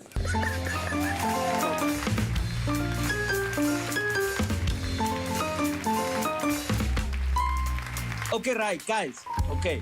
Dad, yes. Repeat after me. I am an awesome dad. I am an awesome dad. Yes, Nick. I'm amazing.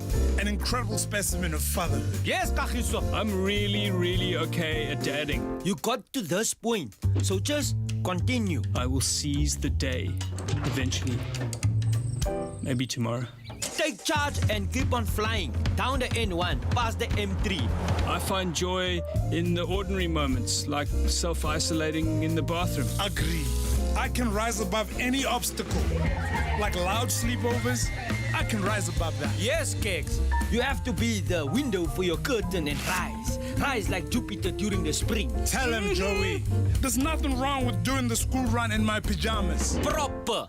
I can do anything I want, as long as it fits in with the kids' schedule. Shame.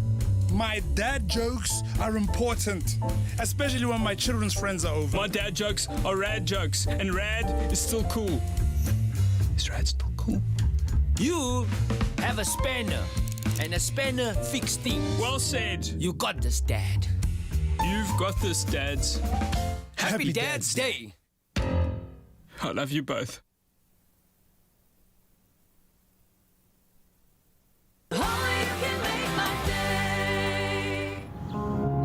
Nourish your skin with Ingram's Tissue Oil and Rich Body Care range for 48-hour rich moisture. Ingram's, your skin, your brave.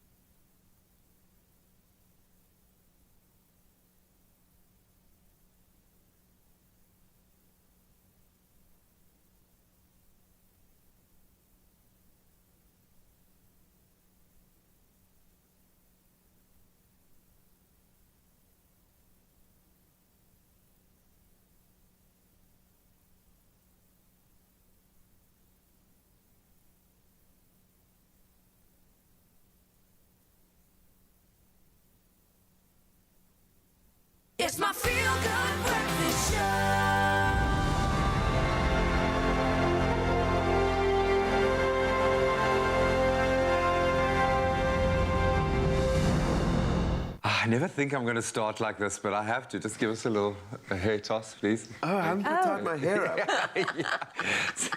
Your wife's going to have something to say about it. Yes, it is that time. 4 joins us for another edition of So Now What? So South Africa is obviously celebrating Father's Day. If you haven't picked it up yet on the show, then I don't know where you've been, but it's this coming Sunday, and we've been spending some time examining the role and the importance of dads in the family structure. And what we know that is, I think, an unfortunate reality. Not every child is lucky enough to be cared for in a loving, I suppose, complete family context. And the law has made provisions to help in those situations. Of course, we are calling once again upon the legal guidance of our friend and expert in law, the man with the best hair ever, director at legalease.co.za, Aiton Stern, to answer the question, I want to make sure I'm raising my child well in the eyes of the law. So now what?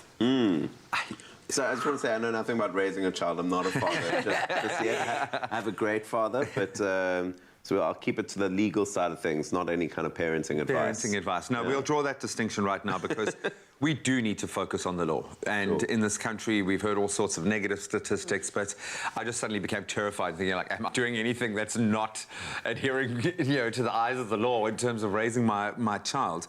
But maybe a good place to start would be with family law. Is family law skewed in any particular direction? I suppose as a parent, I'd be thinking, hopefully it's all about the child. But what is...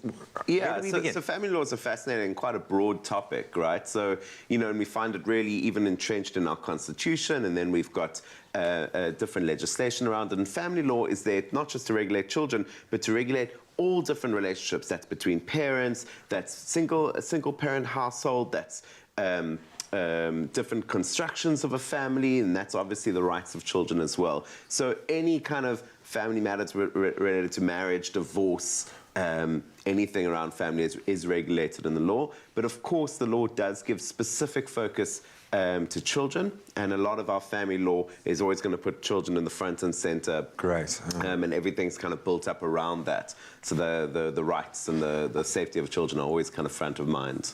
Am I allowed to tell my child that they're breaking the law if they're not really breaking the law? That is parenting tips. Am I breaking the law if I do that? No, it is a great parenting tip. So that you might regret it in a couple of years' time when the psychology bills start. Yeah, when they come back to me and say, Dad, listen. I almost feel like it's too late for me to ask this, for us to ask this, because we're already parents. But when a person does have a child in South Africa, what is legally required from them to take care of the child to make sure that they are safe and are taken care of? Cool. So, I mean, it's a fascinating thing, and for the most part, like there's a balance where the law gets involved and when it's up to parents just to manage their own households, and you're always going to find that sort of balance. The rights of children are enshrined in the Bill of Rights and the Constitution. So children have the right to shelter and basic nutrition and health. And then we've got what the Children's Act. And what the Children's Act actually does is it imposes an obligation on parents or guardians or grandparents or whoever's looking after children in order to bring those rights to life. So,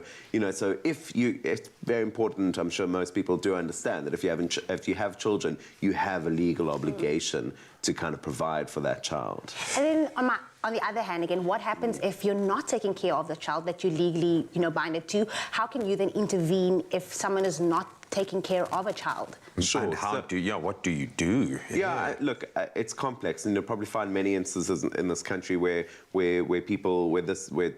this does happen and people don't know what to do. So, I mean, if you do see child abuse of any sort, you can report it to the police. There's also the Department of Social Development, and there's certain organizations such as Childline for it to be reported to. And that goes the same for children. If children don't feel like they're being treated well, we're not talking about kind of spoiled children who feel like they're being punished a little bit more or get grounded. But if there's real child abuse out there, it's very important for kids or people that see it to report it to the police, Department of Social Development, or Childline, or any other organization.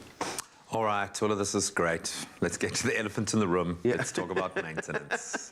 The M word, dun, dun, dun. I mean, I can joke about it, but it ain't no joke. Certainly not in South Africa. Yeah. And unfortunately, it seems from my experience that the onus is then on the mother's shoulders, the responsibility to go after that maintenance. How does family law kind of wrap itself around that? Sure. So maintenance is going to be there for parents to financially support the child. And if a family is broken up and either the mother or the father is looking after the child, it's not necessarily the dads that are the ones failing on maintenance. Yeah, you know, for but sure. so it can be whoever's not giving the primary care to the child has a financial responsibility, and that money is there to be used for the child's education, for healthcare, for its well-being, etc.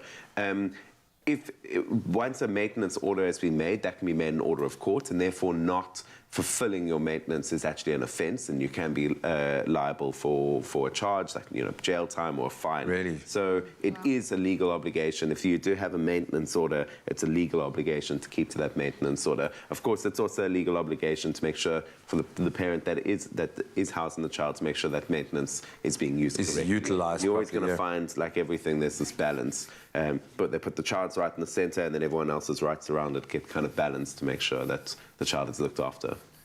Yeah, we hope it never gets to that point, but that is the reality in which we live. Thank you so much. Great. I've picked up a lot already. Still haven't answered my question about the whole telling my child that he's doing something illegal and the police are coming if you don't stop doing that right now, if you don't eat your food. But we are having quite a serious discussion about family law and law as it pertains to dads at the moment, and what our responsibilities in the eyes of the law are when it comes to looking after our families.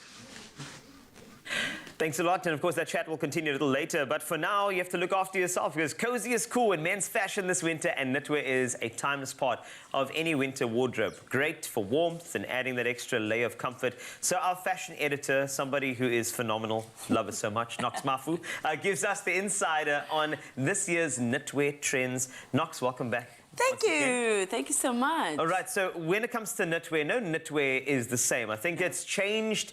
I mean, after years of your grandmother knitting your knitwear, and even though that's beautiful and authentic and gorgeous, you have to think about how it's actually led itself in trend. Exactly. And it's something that, honestly, we've gone from our mother's most beautiful and coziest items to things that need to be functional, that really have to also move with our lives, and also stylistically can have a little bit of edge.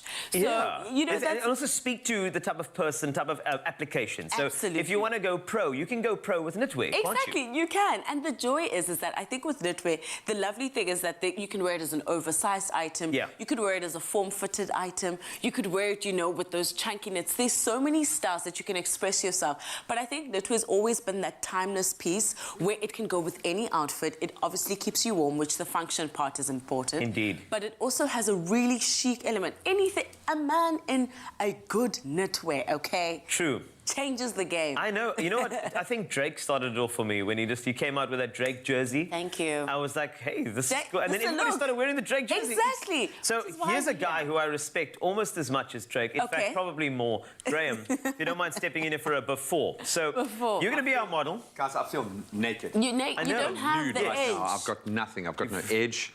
I'm not chic. I mean, you actually are, but it's winter. It's winter. We need to change this up. So maybe let's pick something up for him, maybe. Okay. I think let's do that. So let's take a look at what styles you have on offer here, so we can see. Because I'm actually leaning toward the pink knit. The pink, which is great, actually. You know, not a bad idea. I was thinking, but I mean, you're the pro, so you tell me what you think is cool. We can do this. I'm going to give him two options. Because cardigans are also great at the moment, I'm going to try between these two. I'm going to give you these. Cool. Make a choice. At I the back, must make a choice. Yeah. Yeah. And then it's very tough. But this actually makes more function, but...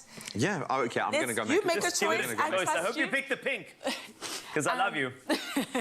So I think if we look through the styles, I mean, he's taken two of my favorites, but we can actually look at the other ones also. Let's take a look, because I'm seeing that also there's something about it. You know the fashion term, the interlocking of the ribbed knit. There are names for it. I think it's cool to actually go through with that. Absolutely. So I think let's start here, actually. We've got the quarter zip, which is actually, this is the quarter zip. Let me not play. The quarter at the top, yes. Yeah, so there's the quarter zip over here, which is really, really great. Then we've got the ribbed knit, which has got the full zip over here. I love that. And your drawstring, obviously. I So if love you're that. someone who's on the move, also you like a little bit of a hoodie now and then, Yeah. this is a great time to do it. I spoke about that polar neck because everyone needs a great, soft polo neck. I agree with polo necks. There's something about polo necks that just makes you feel like you own stuff. Exactly, you own many, many things. But the color block is also really great, and Woolworths is really exploring that. All So right. we've got the great color block here. See, I love this. Exactly. There's something about this that also speaks to the fact that you are open to stuff,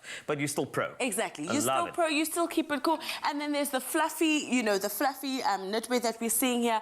The joy is that all of these items you could wear. If you wanted to layer them, you could have a thin one, a thick one. Okay, so let's just give it a shot. I wanted the pink. Okay, let's see how it works with you. How do you okay. think it's seasonal? So Graham, can you please come in back here with the pink there? It's my model. I had to go with the pink. Yeah. I like the pink, man. I had to do it because... Festive. And so he's gone here with the ribbed knit, which is great. It's comfy, it's lovely. It's a modern dad right there. It's a modern dad, and he's also used it as an item to layer with. If he wanted to add even one more, he could add a coat to go outside. So, you know, this is the joy about something like knitwear. It's thin enough, it's chic enough, but also, you know, it's really great in that, like, it's breathable, and completely added a new spin to his outfit. Also, there's something about him now. You also have a very sort of metro look as well, which means that you're versatile. You look like you own a design studio, but you also own an architectural firm. I'm funky. And you're funky. I'm cool. But really, No, it is. I mean, I like the idea of layering the navy on the navy on the navy, which is quite chic and cool. Yes. Yeah. But this just brings a bit of fun. Absolutely. Lightens the mood, and it's actually a really complimentary colour. It is indeed. I mean, if you look at him as well, just being that good looking and in pink, I mean, it's a win-win situation right here. No, you.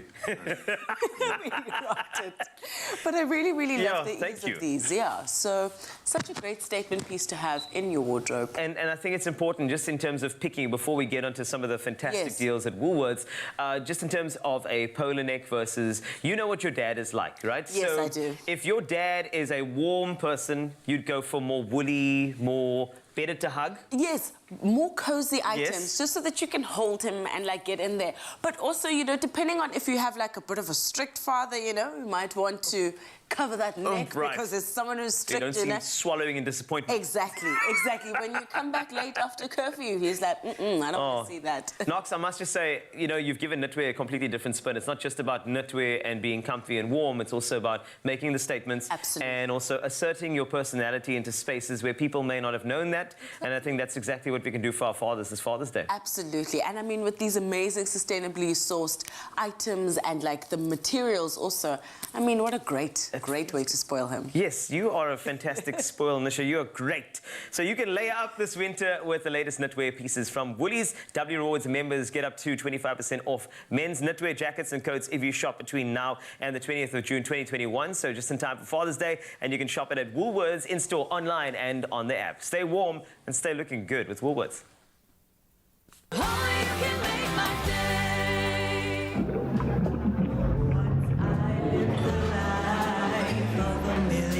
The rich taste that says you've arrived. Uyigakara.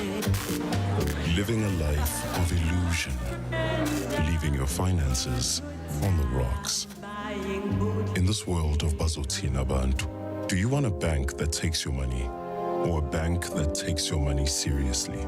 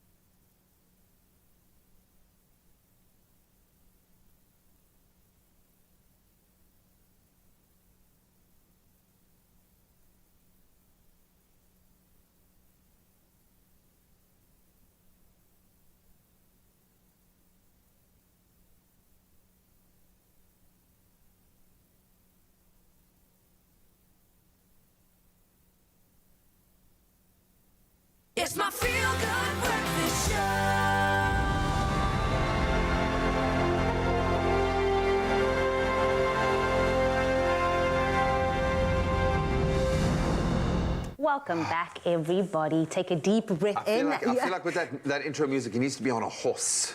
On a hill. I'm actually learning how to ride a horse now. Are you? Yeah. Well, next week when you come in, I'll come in on a horse. Oh, and your hair will be flowing. I signed up for a 7-day horse ride, and I don't even know how to ride one yet. I'm learning. Will by the end of it. That's beautiful, man. But listen, it's time for some serious talk right now, okay? We are continuing our discussion with lawyer and, of course, director at Legal Ease.co.za, Eitan Stern, as he breaks down the legal ins and outs of how family law operates in a South African context. I mean, we had this conversation just earlier on. We are continuing this. But what? This is an interesting one. I don't know if this is a construct of Hollywood or something that actually exists here within South African law. Emancipation. We've heard many stories and seen it kind of produced in television and film. A child getting to an age and deciding that they want to be emancipated from their parents' care. Is this something that you can do in South Africa? So yes and no. So yes, it does exist in South African law, emancipation, but it's not so children. It's not like Home Alone, so children can go and live their best life, take care of themselves. It's if children need to enter the economy and need to work, so they can emancipate themselves, so they can start to work and earn in one way or another. But it's not just if a child is like unhappy at home. Displeased with my parenting, And even when a child is emancipated, there still needs to be some aspect of parental care and guardianship. So obviously children run households in this country is a very serious issue and do exist. And even when they do exist and the head of the household as a child needs to be working, the court still needs to designate a guardian or a parent or something in order to manage that household. So, is there an age limit? There are certain. It's a more complex question. There are certain age limits for different things. So a child can work at the age of 15. So can enter into an employment contract with the age of 15, but there's only certain work that child can do.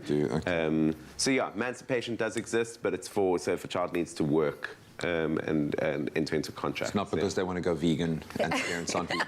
And, No, definitely not that. Let's talk about the disadvantages, maybe the pros and cons of this law that has been put into place. Of which the emancipation? Yes. Yeah, I mean, so the pros is obviously that a child, if a child does need to, there's something which a child wants to do that a parent isn't allowing them to do or can't do, or they don't have a parent to consent to it, then they can emancipate themselves and and it's done through a court order. A court looks at the situation, looks at the parenting, looks at the context, and it's quite a serious thing, so a court needs to award it. The advantage is that the child can do something which they wouldn't be allowed to do otherwise. The disadvantage is, children are supposed to be cared for and supposed to be taken care of. So, it's not an ideal thing if a child needs to suddenly find themselves in an age inappropriate situation of needing to work. Well, I was going to add to that, in the case of child-run households, which is a very much a prevalent situation here in South Africa. How does that normally happen? Would a social worker help guide that child through that process? Can a child just phone a lawyer? How does that work? Yeah, certainly. I mean, I'd say, in any situation where there's a child out there or someone who knows a child that's struggling in a home situation, your first port of call will always be some sort of child services, to put yourself into a context of people that actually know what they're dealing with. These problems are complex, and there are people out there that have experience in this. So, the Department of Social Development or some sort of an organization that deals with the rights of children. So that's going to be first port of call, and then they'll hopefully be able to put together a plan to care for the child. There would be other circumstances like where a child might need to be emancipated. Maybe that child is an actor or has a career as a young person. And in those sorts of circumstances, the child could enter into a contract and would need to be emancipated to do so. But hopefully these are going to be kind of rare and few and far between. Speaking of contracts, if a child, a minor needed to go into a legal agreement, what then happens in that case as a role of a parent and as a child? So if you're under 18, you can't enter into a contract without your parents' support guidance. So on your behalf. Yes, so if your child needs to sign an indemnity form for school, they obviously bring it home to you guys as the parents to sign on their behalf. Children can enter into contracts under the age of 18 where there's no obligations placed on them. So it's just rights, where they gain rights, not have obligations. And then, as we said earlier, in certain instances, children up to between 15 and 18 can enter into employment contracts. But that's going to be limited. A 15-year-old can't get employment working at a bar, for an example, or in a mine. But there will be certain work that a child of 15 can do.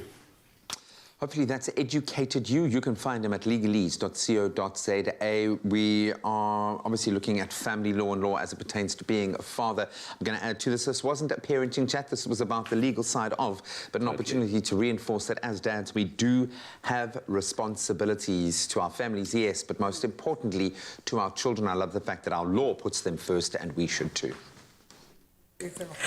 All right, so here we go. This is a beautiful opportunity for you to get something unique and simple to make, and we have our chef, Kemi Akoyoda Adebayo, a.k.a. Mama K, will be showing us how to take two Italian classics like the bruschetta and pizza and combine them, making these delicious mini pizza toasts. And I couldn't think of a better way to pump up a piece of toasted bread, and also just in time for Father's Day, so it's going to work for you. Mama K, how are you today? This is our first time. I know, I'm so excited. So let's start. Yes. It's going to be fun. Okay. So we'll start first with adding the oil. Okay, great. A little bit of oil. I've got the pot on low heat. Okay, so it's very low heat at the moment. Very oil low heat. goes in. Yes, and then we had the diced onions. And don't you think that just oil and a pot and some diced onions, it makes it smell like there's something happening, yeah, exactly. you know, in your kitchen. Like it's like the start of the song. The beat's going now, you know. Do you want to start dancing now? Yeah, of course. Mama we'll be dancing. That's right. We have to dance in the kitchen. I don't like standing still in a kitchen. I love you. Do you know what I mean?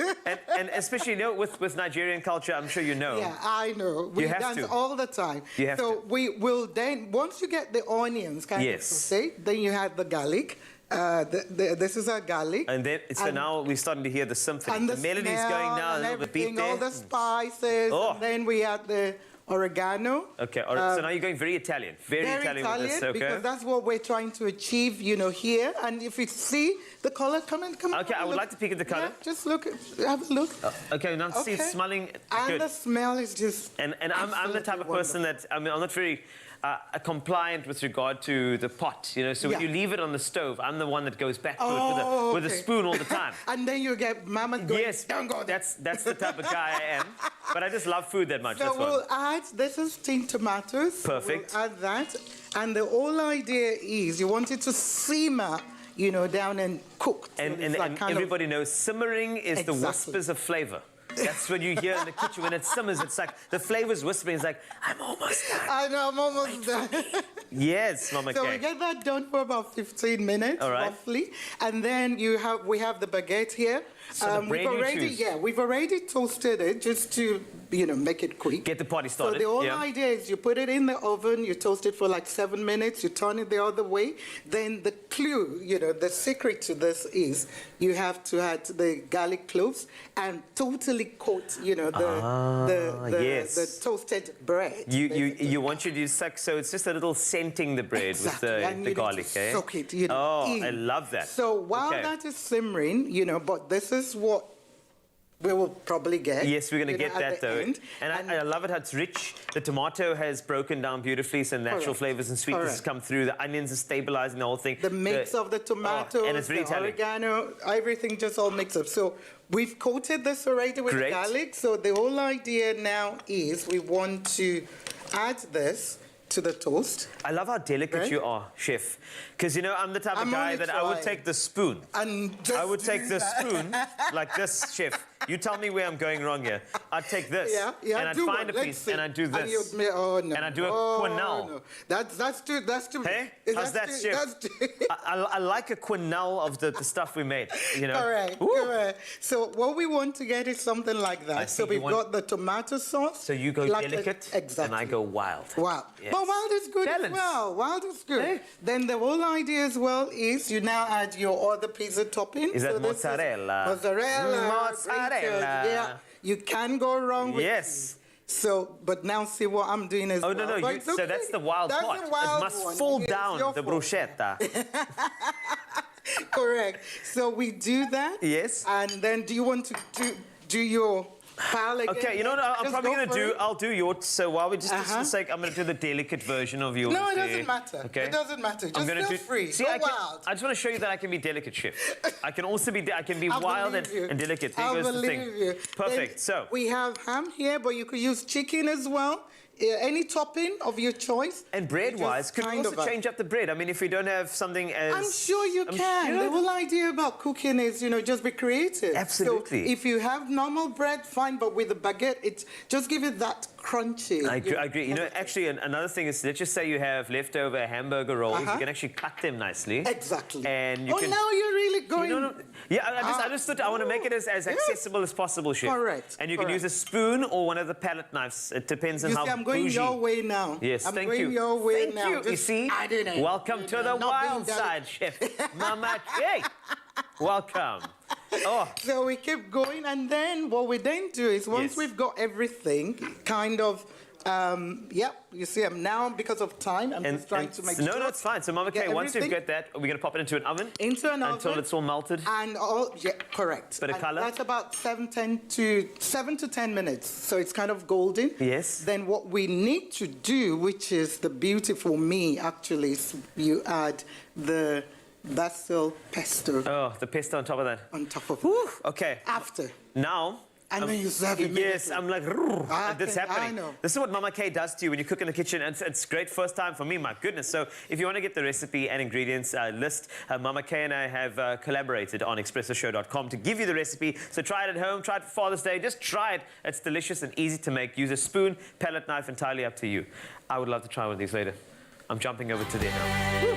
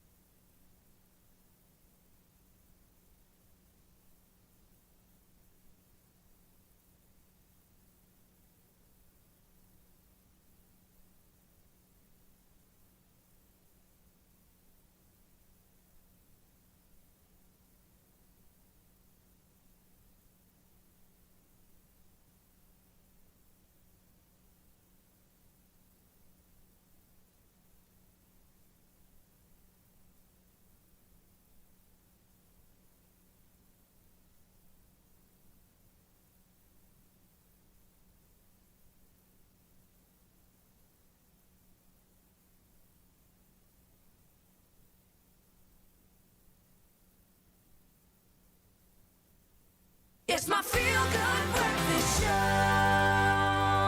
It's your Feel Good Breakfast Show. Welcome back. We're live on S3, and in the next couple of moments, we have Amy Lilly performing just for you. Before we get there, let's take a look at some of the news from around the world and wrap up that section of your Feel Good Breakfast Show. Here's Amy Lee.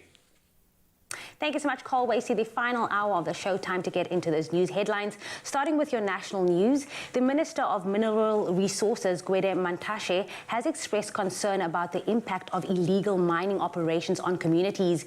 He says this is an attack on the economy and strong action must be taken. Now, this follows the gruesome discovery of 20 bodies of suspected illegal miners on the surface near an old disused mine shaft close by Orkney in Northwest. Now, the badly burned and decomposed corpses were wrapped in grain bags. He also said they were appealing to the police for a specialized unit to investigate the theft of precious metals. And then the youth of Garankuwa, north of Pretoria, yesterday decided to spend Youth Day a bit differently this year. They raised funds and bought 78 blankets, which they donated to Norma's old age home in the area. Now, the home caters for 65 elderly people between the ages of 60 and 100, and the owner of Norma's old age home, Nomahlanga Mokhomotsi, welcomed the gesture. Meanwhile, the convener of the group of young people, Moshe Lesotho, says the youth needs to remember the sacrifices the elderly made in order for the younger generations to enjoy freedom. Moving to news further abroad, Prime Minister Abiy Ahmed told a crowd of tens of thousands of supporters at his first and also last campaign yesterday that Ethiopia will show a skeptical world that it can successfully hold a peaceful election next week. Now, the vote on Monday is the first time 44-year-old Abiy Ahmed will face voters at the ballot box in Africa's second most populous nation. Now, just over a fifth of parliamentary constituencies are not voting due to logistical problems, low-level violence, or because of the war in the northern region of Tigray. And then the first meeting between US President Joe Biden and his Russian counterpart Vladimir Putin in Geneva, Switzerland, ended last night with a decision to extend the nuclear treaty by another 5 years. And the two leaders also agreed to engage in a bilateral dialogue on strategic stability aimed at reducing the risks of unintentional conflict and restrain nuclear weapons. The two countries will restore their diplomatic ties soon. Putin also described the dialogue with his US counterpart as pragmatic and without hostility. He said Biden was experienced and balanced. And then in an outpouring of goodwill, several top South African doctors have volunteered to reconstruct the face of a 9-year-old Zimbabwean schoolboy, Rodwell Komazana, who was mauled by a hyena and sustained horrendous facial injuries. He was at an all-night church gathering outside Harare and had fallen asleep when he was attacked by the hyena. The South African medical team will work free of charge. The team also includes renowned Johannesburg plastic surgeon Dr. Ridwan Mia, who made world headlines in 2011 for his groundbreaking skin grafts on toddler Pippi Kruger. She suffered third-degree burns on 80% of her body when fire starter gel exploded at her home in Lephalale, Limpopo. Mia was awarded the National Order of the Baobab for this work by the former state president. About 1 million rand is, however, still going to be needed for Rodwell's hospital care, for the rehabilitation and escorted medical evacuation to Mediclinic Santon from Zimbabwe. However, he is due to be brought to South Africa this Saturday. Well, that is where I wrap up your 8 o'clock news. Here's G with one last look at the sports headlines.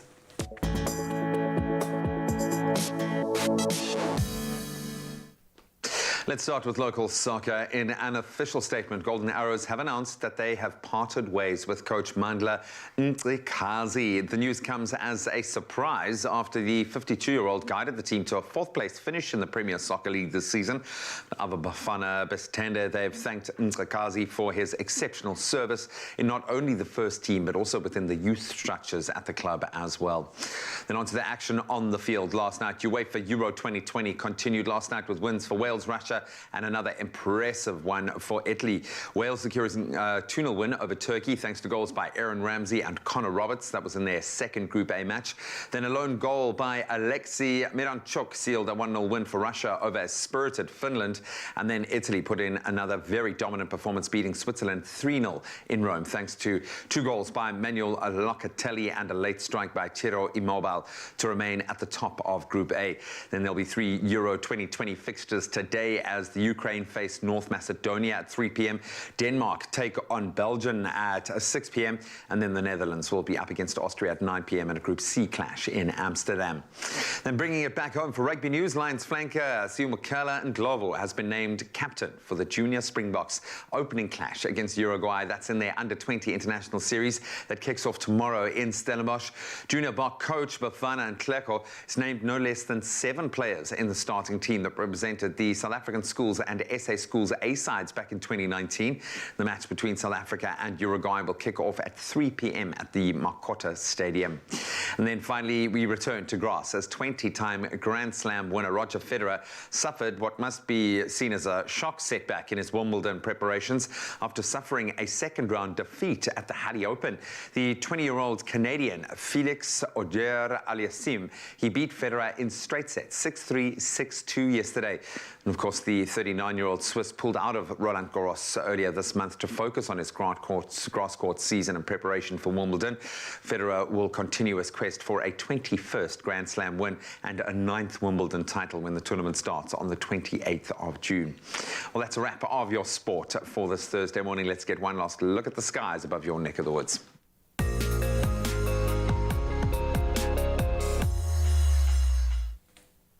Thanks a lot, G. And we're sending big thanks to all of our viewers that have so enthusiastically stepped up to share their beautiful sunrise photos with us.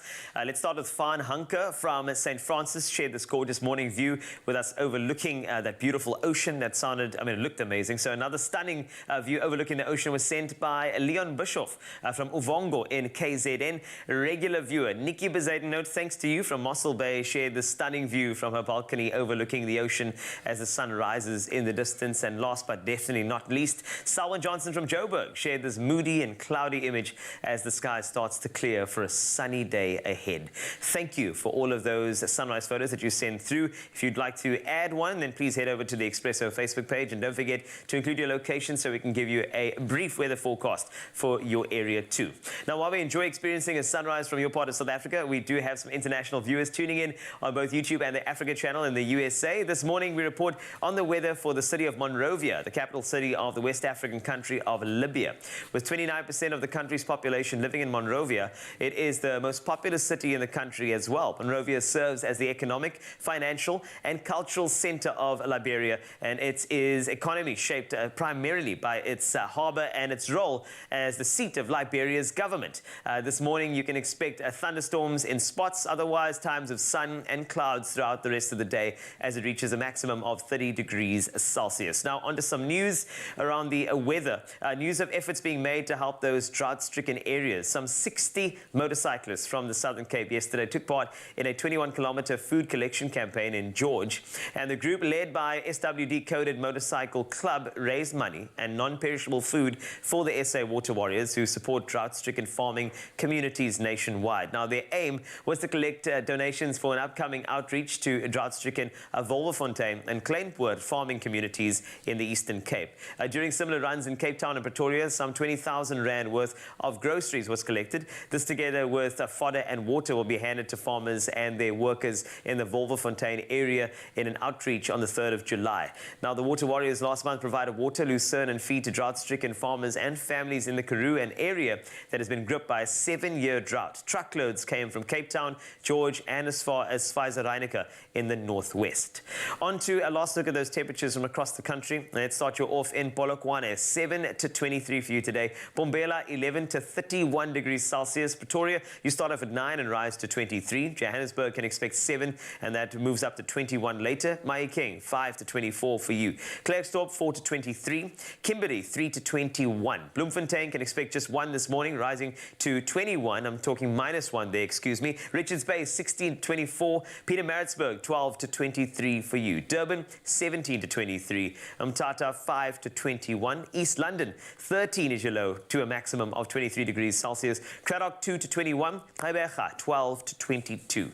George can expect 11, and that rises to 21. Cape Town, 11 to 17 for you today. Then moving to Worcester, 6 to 20.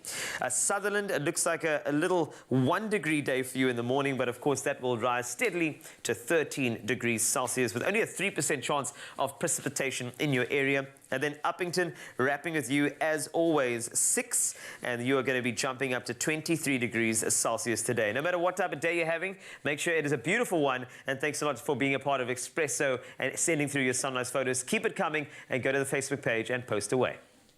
It is definitely going to be a feel-good kind of day because we are back on the Expresso stage with summer-nominated newcomer Amy Lilly, and she's performing a song from her debut EP, She, called No Show, but it is a show, so sit back, relax. Here she is.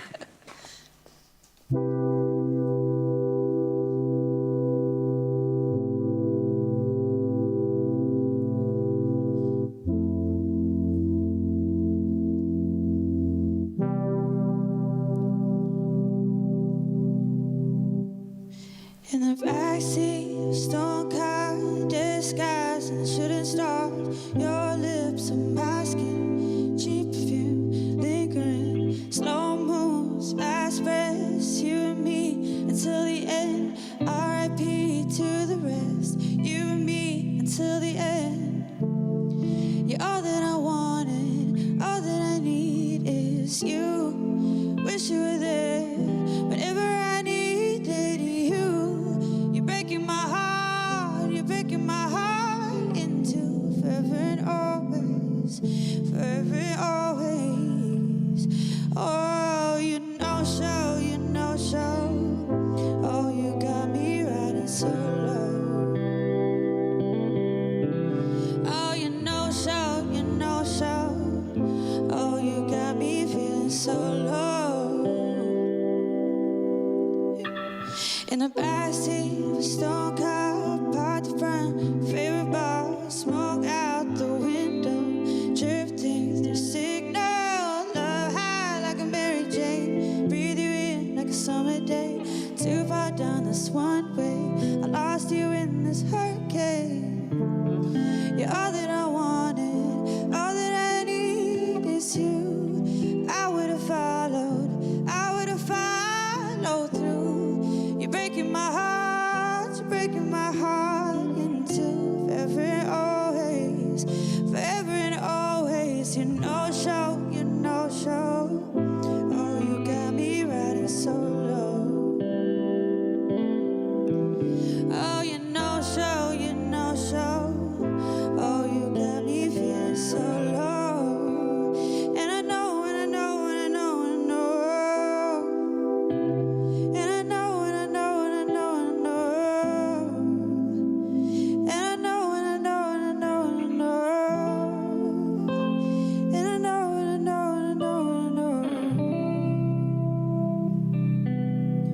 Oh, and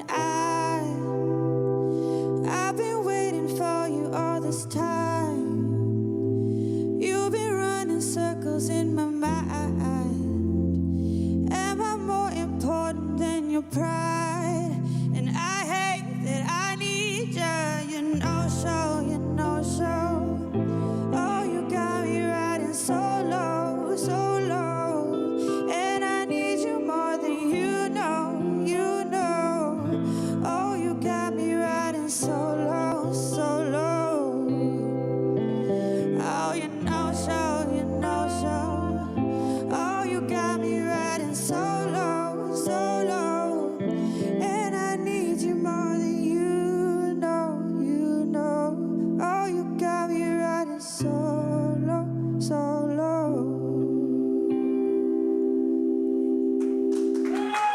Amy Lilly, everybody, Salma-nominated singer here on your Feel Good Breakfast Show. She still has one performance coming to you at the end of the show, so don't go anywhere, but let us know what you thought of that Expresso Morning Show S3.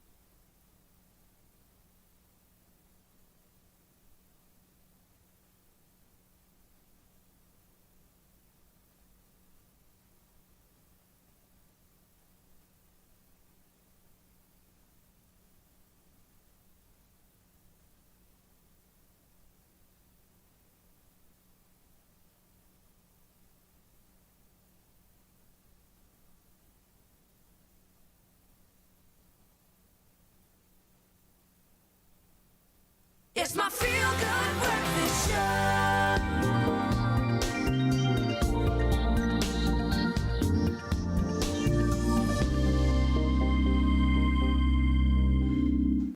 Oh, welcome back. You're live with Expresso right here on S3 as we delve beyond the final frontier. Now, we've heard all types of crazy and intriguing space news stories already this year. It's been a fantastic run. One upcoming project, though, is launching a wooden satellite into space for the first time ever in history to see how it fares. Science engagement astronomer from the observatory, Dr. Daniel Kahnemer, now joins us to tell us a little bit more. Dr. Dan, welcome back, buddy. We've loved this year for science and space exploration, but this is something slightly different. Is it the WISA WoodSat is the name of the wooden satellite being built in Finland? Is this like the ultimate expression of going green? What's going on there?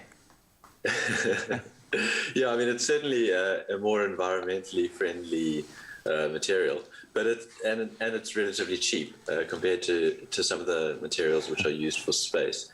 But it's a very exciting experiment, developing a new material which can potentially be used in space and exposing it to the conditions of space, which are, extreme heat, extreme cold, some radiation from the sun. So it's a serious project, and it's quite an interesting idea. Yeah, well, I mean, certainly we've got to explore the tools that we can use out there, because we are really exploring out there now. And I'm assuming there are certain challenges in using wood in space, or our scientists would have jumped on this before. What are they expecting is going to be the big challenge to introducing this material into that environment?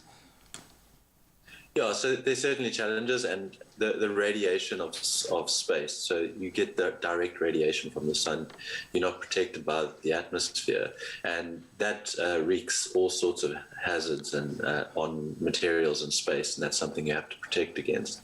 So the challenges you face with wood, firstly, it's made with sort of basic plywood that you'd make furniture out of. So it's a very simple base. But you have to take all of the moisture out firstly, because wood is obviously quite moist, and that won't go very well in space. And then they apply a very thin layer of aluminium oxide, and that's to protect it from this solar radiation. I was thinking petroleum jelly might work. We use it for our skin. We've seen those ads. Come on, surely it must work. So what future outcomes or possibilities could there be from this project being a success? Where are we hoping this is going to go?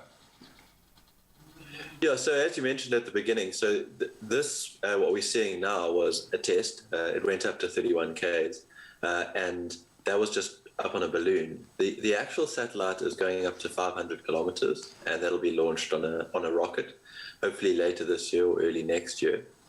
But then another exciting thing on the horizon is that we are working with this team here at the observatory to launch one of these satellites on a balloon later this year. So in November, we're planning to launch a satellite on a balloon from Sutherland. I love that, man, and congratulations, another feather in our cap. I would imagine there are a lot of people now thinking of what am I going to carve out there? Are you going to scrape your name into the satellite? So how will this work, and how much does it need? Because surely the costs involved in something like this are far less than in an ordinary kind of space endeavor like this. How is that project going to roll out from the South African perspective? So the plan actually is to get students involved. So we will get students to build the satellites. We can maybe bring 10 or more little kit sats which the students can build, and then the winner we can send to space. So they're quite simple to make, these little satellites. There are some expenses, but it's actually not too bad.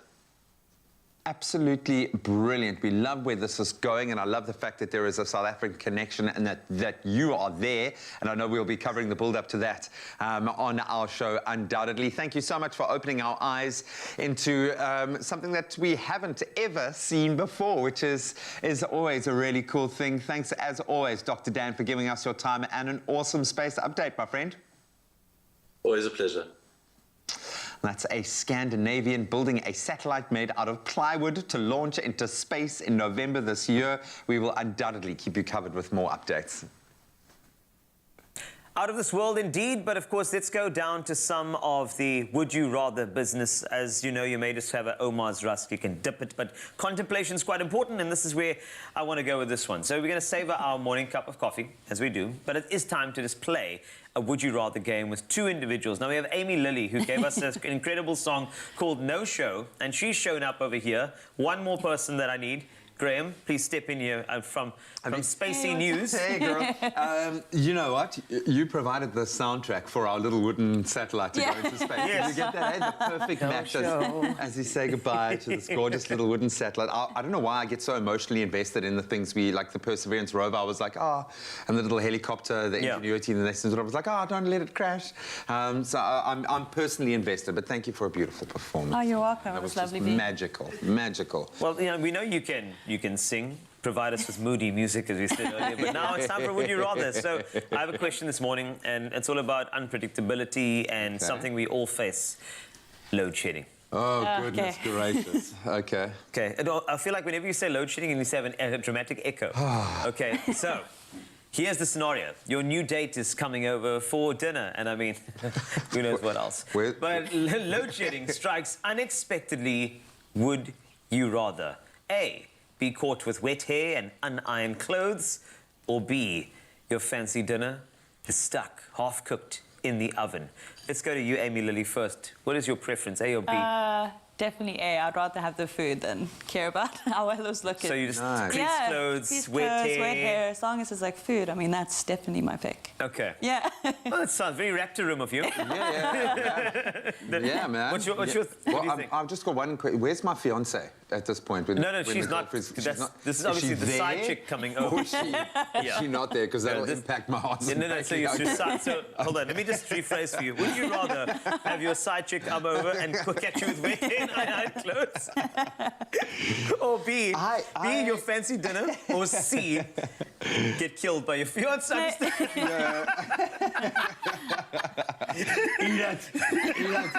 I think I'm going to go your route, man. Luckily, with this hair, you can't really tell whether it's wet or not. But even your bed hair looks good, so you're good, right?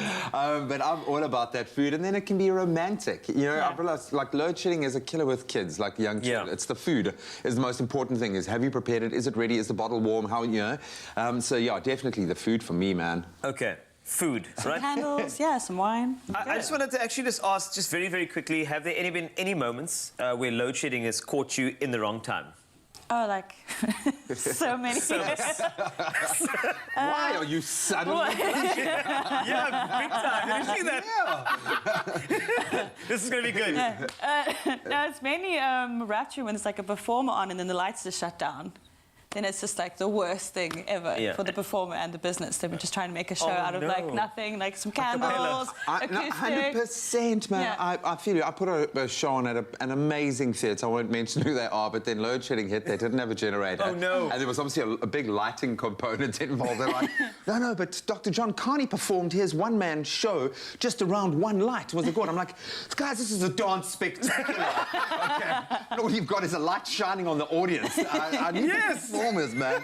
And the best part about that whole show is that I got to be like, I played multiple roles, and I got to light a ring of fire around the opening dance act, and that was the only light that we had. Oh, there was, I mean, but you see, that's the great thing. Load shedding has to bring about a bit of innovation as well, and you have commented as well on our social media pages. Let's take a look at a few of your comments. Also, I asked you about what's the worst, funniest, most awkward date you've had too, and I am excited about this. So let's take a look, right? So first and foremost, we've got a beautiful person by the name of Fazli, I believe, and it says definitely A, not stuck with half-cooked food. Who does that? Serve uncooked food on the first date?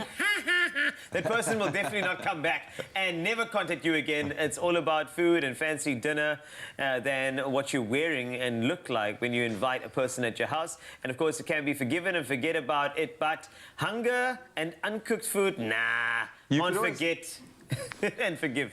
You could always open the door in your towel, still dripping wet, and say, "Oh, I'm sorry." Yes. for Wasn't load expecting shedding. you. And then the person will respond and say, "What are we eating tonight?" And you'll be like, "Well." Oh man. And then of course we got somebody. Oh, that was dodgy. Right, you're now saying, "Hey, my cooking and baking will make him fall in love." Okay, so that person needs a bit of electricity. John Cameron saying, "Jamie, I love your jersey." It is a good jersey. Solid. But what about my jersey? Yeah, what about I picked that jersey, don't forget that. Let's move on. Sean is saying, hey, wet hair is a vibe. And who really irons clothes? Who does that? That's true. And then also I was going to go to Jordan B, because we could just get takeaways or order some eats. So, wowza.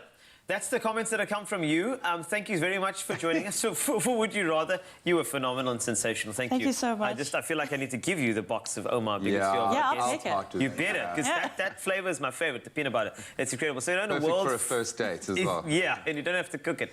In a world filled with unpredictability, you can always count on a good cup of coffee and Omar's Rust to soothe the soul. So tune in tomorrow for the competition winner announcement to see who is walking away with that Omar hamper and 1,000 Rand in cash and it might just be you.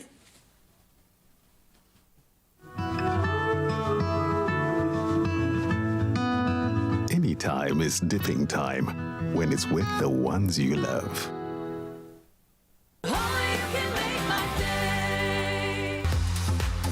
If a cozy winter blanket brings a glow to your face, it's a lifesaver for children and families in need. So partner with us and Game to help Gift of the Givers and the Homestead Project for Street Children wrap a new blanket around every cold set of shoulders that we can.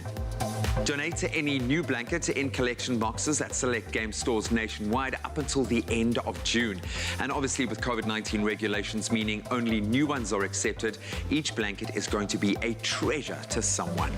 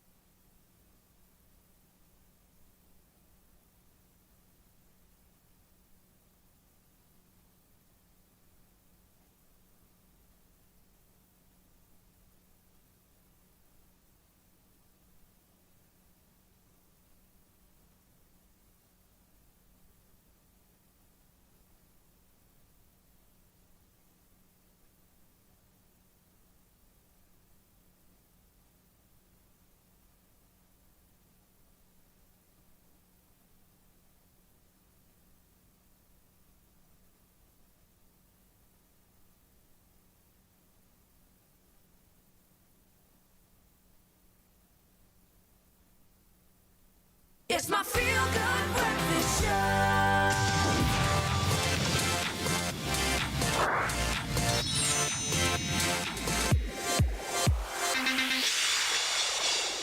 In the world of tech, it doesn't get much bigger than this. The E3 2021 conference is now over with the gaming industry's biggest week of news wrapping up for another year. And if you weren't watching along at home alone or with someone else, you might be wondering what the biggest news and best trailers from the show were. And joining us online is tech guru Grant Hines, who's got to be one of those people who is, I'm hoping, not watching this alone at home, but watching it definitely, and watching very closely, my brother. So what got you excited, bro? Look, I was a little sad because usually I'm there in LA for E3, and it was one of those years. It's like 2021 is very different to 2020. Like I feel like things are starting to come back in, and you just wanted more of it. But there was so much that was announced. I'm kind of a little bit grateful. Being at E3 is a little bit confusing because you're running from venue to venue, but now it was all self-contained on a couple of live streams. The first thing, which is extremely exciting for gaming, is the Xbox Game Pass. Now, what it is, it's a subscription model that you can have access to, like thousands of games that you can just download for free in the subscription model. And they announced this a while back, and it's been pretty cool, but the amount of games that are coming out on launch on Xbox Game Pass is just bonkers. And it just shows a whole new business model for gamers that's beneficial to us. Like, we can now get like Yakuza like on day one, like or you know, like it's just such a great way to do business. It's such a great way for games. So go, check out the Games Pass and have a look and see what the games that were announced. The second thing is Bethesda. Bethesda was bought out by Microsoft, so that's been contentious as to see like what games they're going to be bringing out on Xbox exclusively. Bethesda do Skyrim, so a lot of people know the Elder Scrolls Skyrim stuff. They know Fallout. That's Bethesda's vibe. But they've got a brand new game called Redfall, and Redfall looks like so much fun. It's like a 4-player co-op. It's not a zombie game. It's actually like vampires, which is pretty cool. This is the main character. Look how cool she looks. Like everybody, as soon as they announced her, she was like, wow, this game looks awesome. And the studio that's behind it in Bethesda is called Arcane. There we go, Arcane Austin, and they do incredible games like Dishonored, with really creative ways of fighting, which is really cool. So we're really amped to see what this game is going to be like and how it's going to be able to play with your friends, because it's going to be friend-like co-op. So that's really cool. The and imagery just looks phenomenal, bro. Talk about a reel. This is beautiful. Yeah, and it's funny and it's cool and they're different classes and I love the main character and it's going to be really cool. The third thing that was announced was Breath of the Wild 2. Now, if you guys are Zelda fans, there are a lot of Zelda fans out there. The OGs, yeah. The OGs. Breath of the Wild was the Legend of Zelda that came out on the Switch, and now the Breath of the Wild 2, which is going to be the sequel to that.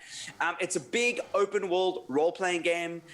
Amble is still busy playing the first Breath of the Wild, because as soon as you get somewhere in the game, you just opens up this huge world. As you can see, there's this massive map where you can just explore and just rank up and it's a magical world. It's very, very cool. So I think people are very excited for Breath of the Wild 2, one of the big announcements. The other one that came out of nowhere was that there's a brand new Avatar game. Can you believe it? But isn't there another Avatar movie in the works at the moment? I think there's a trilogy coming out, or another 2 movies coming out, for Avatar, which is so. The first Avatar game was actually really cool. I actually really enjoyed it. But this new one is set, obviously, in the huge world of Avatar. Everything is beautiful. I actually watched that movie again the other day. It is really, really good. Yeah, no, it was a game changer, man. Yeah. And I mean, it actually lives up. Go watch it again. I remember being disappointed after I'd watched it, and then I watched back and I was like, the graphics look really good, and the world building is really incredible. The concept design. And in this trailer, it's obviously an open world game, and you get to play on Pandora. But the exciting thing is that everything's there. The dragons, you can ride the horses, you can go throughout there's the whole scene where they fall out of it like a jet onto the dragon, and then they fight the jet, and I was like, wow, I want to do this. I want to play this Avatar game. And I mean, the movie's old, so it brings back a lot of memories. And then lastly, for a lot of people, it's quite a big deal, Elden Ring has got a launch date. That was probably the first biggest news that came out of E3. Elden Ring is it's a game that is built by the same studio that did Dark Souls. So if you've had friends who are really into Dark Souls, they know that they're going to be into Elden Ring. It's these games where it's trial and error, very old school gamer focused, very dark lore, and all this fantasy world. And if you're into that kind of stuff, this might be the game for you if you've never played a Dark Souls game. But I know guys like Gareth Woods loves a Dark Souls game, and this is probably on the top of his radar, probably the biggest news out of E3. But it is a little bit niche, so I do if you haven't tried a game like that, go try the original Dark Souls games and see what all the hype's about. And if you didn't like those, you probably aren't going to like this one. No, but I like the fact, because we've become quite cyberpunk and tech and futuristic focused. It's nice to see that fantasy still has its place in the gaming zone, and maybe this is the game to bring it back to the fore. But yeah, I can see how excited you are. I'm going to leave you alone at home, streaming things. You guys, don't be rude. No, I'm so sorry. We just miss you, man. We miss you in studio, but great to see you so happy, and some fantastic new, amazing things coming out of E3, as we expected it to. And we are now going to check out Samsung's Jet cordless stick vacuum cleaner, which is tech you have to have. Maybe Papa needs it.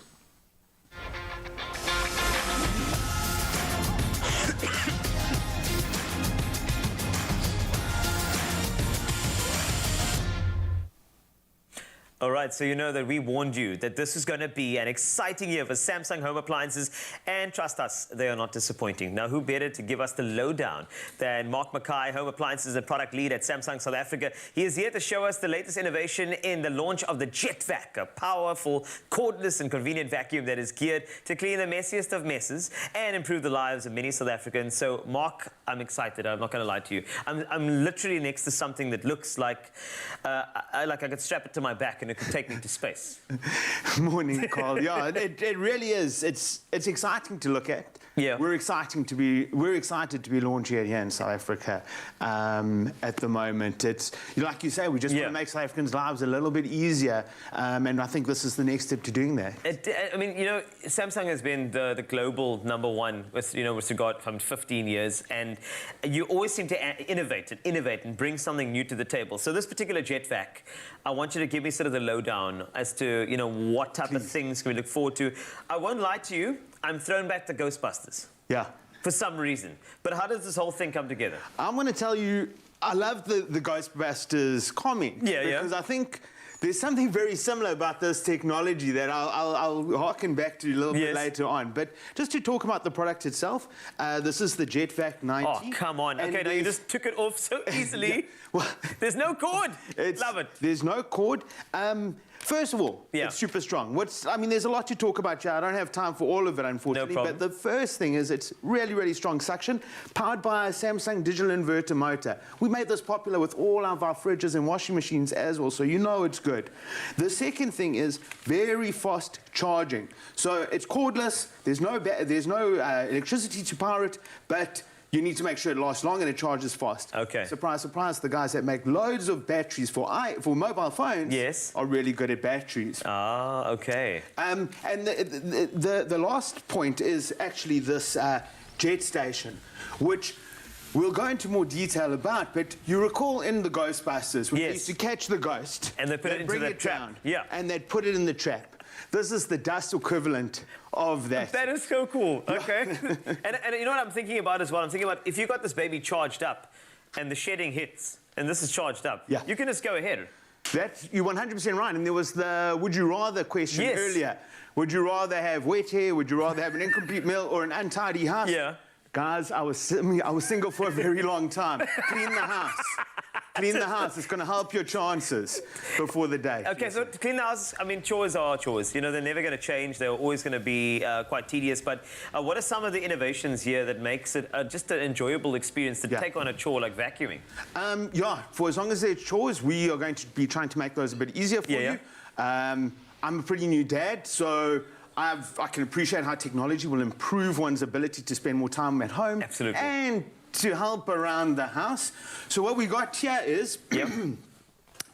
So first of all, we've got the intuitive display, which when you turn it on, is going to show you what power setting you're on. It's going to go up or down in power. Oh, come on. That's no trigger brilliant. to hold down. It's nice and easy to operate. It's also got the Z stand here. So this thing is, you put it in its little holster. It's always ready to roll. Something happens, bang. You're ready to start vacuuming. And then my last point is, it's really light. So it's not going to help with a dad bod. You know? Unfortunately, you're going to have to keep the gym membership. But it certainly is easy to use. And it's not just, like, I mean, I'm taking a dad's angle here. This is Father's Day coming up. But as I say, single guys preparing for a day, clean the house. Career ladies that just don't have the time but want to be in a cleaner space. This is the sort of thing that's going to make it easier to live in the environment you want without sacrificing that time. I actually think that it's okay to clean with this thing while people are over. Because it's what you would call a flex. You know, somebody would be over and you'd be like, hold on, let me clean that up quickly, grab this baby and switch it on, and then off you go. They'll be like, wow, where'd you get that? And I think it is quite a showpiece. If I look at where this will be stored, I would want people to see that. I certainly agree. You know, you got to flex for the homies. You got to show what you're about. So I 100% agree with that. No, it's proper innovation with this one, and you can tell it's great. In fact, I had a feel of that soft brush at the bottom. Yeah. It's so plush. It's so, and you can tell that's going to obviously pick up as much dirt as possible. Even the finer dirt and those particles will be picked up by that. 100% right. Vinyl floors, wooden floors. Yes. And it's not just the attachments. As I say, there's a 200-watt air suction motor here. Any advice I can give a customer is when you go into a store for a cordless vac, don't worry about the size of the motor, worry about the suction power. Then the accessories. We've got loads of accessories here. We've got this one for the hard floors. We've got multi-floor accessories. We've got one that goes round the corner, one that goes between the nooks and crannies, so you're going to get all the dust. Once you've got all the dust, how do you make sure it doesn't get out? 5-layer HEPA filter here, HEPA filter system here, which is going to remove 99.999% of all the dust. So you know it's going to come out clean. But then the real cherry on top, as I said, is the clean station. So you've just cleaned your whole house, you walk into the scullery area, you go to the dustbin, you normally open the dust canister and yeah, nice that's happened to me quite recently. Yeah. Okay. So you know the experience. Yes, I think we all do. Can I show you how this works? I would like to see just a little bit as to how it works in its entirety. Okay, great. So what's going to happen is I've just finished vacuuming. I've got it in my Z station here. I take off the canister, sealed up nice and tight. I open up the jet station. Yes. And just like in the Ghostbusters, you pop that guy in there. And that's removing... That's vacuuming the vacuum cleaner. It's vacuumception. That's what it is. 100%, sir. And you can hear that. That's air pulse technology. That's pulsing air in and out to make sure it gets all of the dust. It does take a few seconds. And oh, then my you're done, goodness. Sir. That's going to go into another HEPA filter system at the bottom here, which you're going to change every 2 or 3 months. So it's not convenient. It's not just dumping dust every time you're cleaning. Mark, this is, I mean, excuse the pun here, but it's remarkable, this particular piece of innovation. And at the same time, I think if you are going to gift this for Father's Day, don't worry about it being something like a little hint to do more chores, Dad. It's a piece of technology and innovation that you're offering them. And I think that's something so special. Thank you for giving us the lowdown. This jet vac is absolutely amazing. And I think it's a great gift for Father's Day, if you ask me. If my wife's watching, I wouldn't mind one myself. Well, there we go. So if you want to stand a chance to win a Samsung Jet 90 cordless stick vacuum cleaner, apply to the competition post on the Expresso Facebook, Twitter or Instagram page and tell us which model is your favorite and why. And don't forget to include the hashtags #SamsungJet and #JetVac. T's and C's can be found on ExpressoShow.com, and the competition closes this Friday, 18 June at midnight. It is okay to get Dad a gift that actually sucks.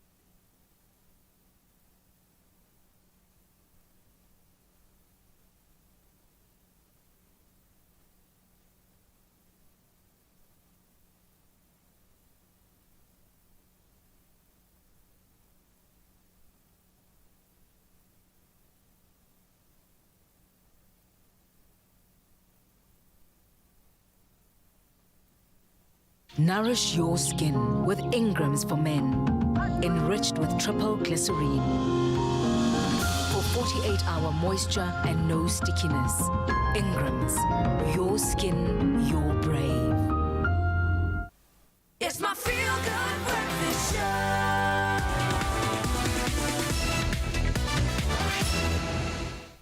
Welcome back to Feel Good Breakfast Show. This is Expresso and S3. And is your dad the funniest man you know? Then embrace his humor with Game.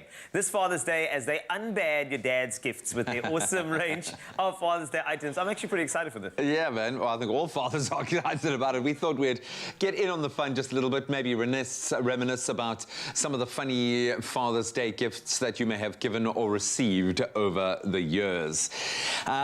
So what are you waiting for, guys? Yeah. Let's unbad your dad's gifts these Father's Day. Let's do it. And we want you to tell us what gift you would buy your dad from Game to stand the chance of winning a 1,000 Rand voucher. Remember to include, as always, that hashtag Game Father's Day and got Game to enter. And you can find all the terms and conditions on expressoshow.com. And it's running up until the Friday, the 18th, I think, of June, at midnight 2021. But let's get into it, dude. Okay. What's the worst thing you ever bought your pops for? You know, Father's Day, do you think? a tie. A tie. I'll tell you why, because my dad didn't wear ties. So, okay, here's the thing. You know when you're at school and you're buying your dad a gift, everybody's like, oh, it's Father's Day, it's going to be a tie. But no one thinks about the functionality of said tie. So I just bought my dad a tie, and I know that it was never worn, ever, because he didn't wear ties for his occupation. It was, if it was a collared shirt, it would be an open collared shirt, but it was usually a sort of golf shirt type of stuff. He's a technician, so they're not going to wear ties, otherwise your tie's going to be stuck in the machine. Maybe he wore it once to, like, a wedding or something. Not at all. It was an No, ugly I can tie. tell him, it's like, oh, thank you, my boy, I really appreciate this. Never wore it. Although I also didn't care, because it's like, you forget about it. You give the tie over, you're like, I've done my bit, and then you walk away. But yeah, my dad would never have worn that tie, ever. I love it, man. Well, ties, I mean, it can actually be a great gift. Just make sure that you check out your dad's sense of style beforehand, and make sure that you give him something that you know he's gonna wear. You know, I think mugs is often a popular one. I've got about 5. With like superhero, best dad ever, best looking guy in the room, and I love them. You must have a lot of those. I love them. Many of those ones. And I'll take it every time, but it always comes as part of an experience. And here's a tip, and this is something that my boy, and I think was prompted by a school, and then Lynn's kind of weighed in with. They presented a little pack, and it had inside it a really cool Father's Day mug. Okay, that's like stock standard, but it also had like a little invitation to a dad and son movie day. A little bag of popcorn and 2 little mini popcorn, things like that. And he had written on the movie that we were going to go into to watch at home, obviously, because it was lockdown, was Ghostbusters. And we sat, funnily enough, Ghostbusters, it's a common thread here. And that was just the sweetest thing, that he and I sat down, and I had my hot chocolate in the mug, and we ate our little popcorn. And that was honestly one of the best Father's Day gifts I've ever been given. A little mug idea as well is that you put some soil in there and a little plant, and it actually becomes functional in the home, so you don't have to drink out of it, but you can actually do on the windowsill a couple of plants there, and you can still see world's greatest dad whenever you walk to the kitchen. You're like, that's right. That's me. That's me, baby. And then, of course, I mean, you've got socks is another thing, but you know what? I don't mind, because my secret socks get lost like the teaspoons in my house. So I'm actually okay for secret socks. And there's some funky socks out there now. Indeed. It's very much like a fashion statement, man. So you can push the boat out, have a little bit of fun. And maybe this is an opportunity for you to, yes, we know with the time, maybe don't go kind of too off brief, but with the socks, push the boat out. Yeah, definitely. Yeah, maybe broaden his horizons. Okay, I'll get there eventually. That's fine. But you can have a little bit of fun. And as we have mentioned, we are giving you an opportunity to win with Game as you do it. We want you to unbad your dad's gifts again this Father's Day and do something special and give you the chance of winning that 1,000 Rand Game voucher. Indeed. And I mean, it's a price beat promise always, and always, you know, which offers to match the price and give 10% refund in difference. Nice. And I think it's always good to have that. So if you want to go check out the stores, the stores are open Monday to Friday. That's from 9 to 6. Saturdays from 9 to 5, and Sunday and public holidays from 9 to 4. But the whole idea is you don't have to give your dad a bad gift. You can unbad it with Game. And you can set him the challenge, because you've got 21 days for that price beat challenge to go and find it cheaper somewhere else. So set him the challenge. If he finds it cheaper, you can go and get that discount. They will beat them on that price. But happy Father's Day, man. Yeah, thank you. Hopefully you get a tie, mugs, and socks. All in one, together.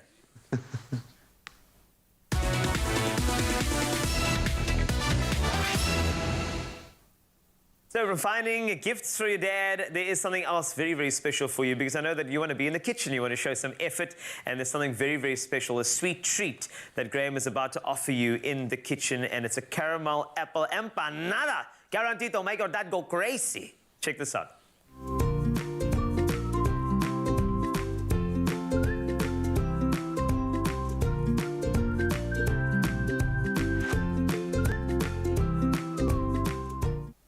Made with love by Clover. Yes, we're back in the kitchen. Just very quickly to warm up those vocal cords one last time. Amy, thanks so much for sticking around. Are you a baker? Are you someone who kind of gets busy in the kitchen? Yeah, I love cooking, yeah. Oh, really? All the time, yeah. Oh, brilliant. Well, that's why we're going to give you the difficult part of the job. Okay. We're going to have a little bit of fun, and we're going to do it with Clover Bliss chocolate medium cream dairy dessert, which is going to be the perfect topping for an indulgent dessert with its rich and creamy taste.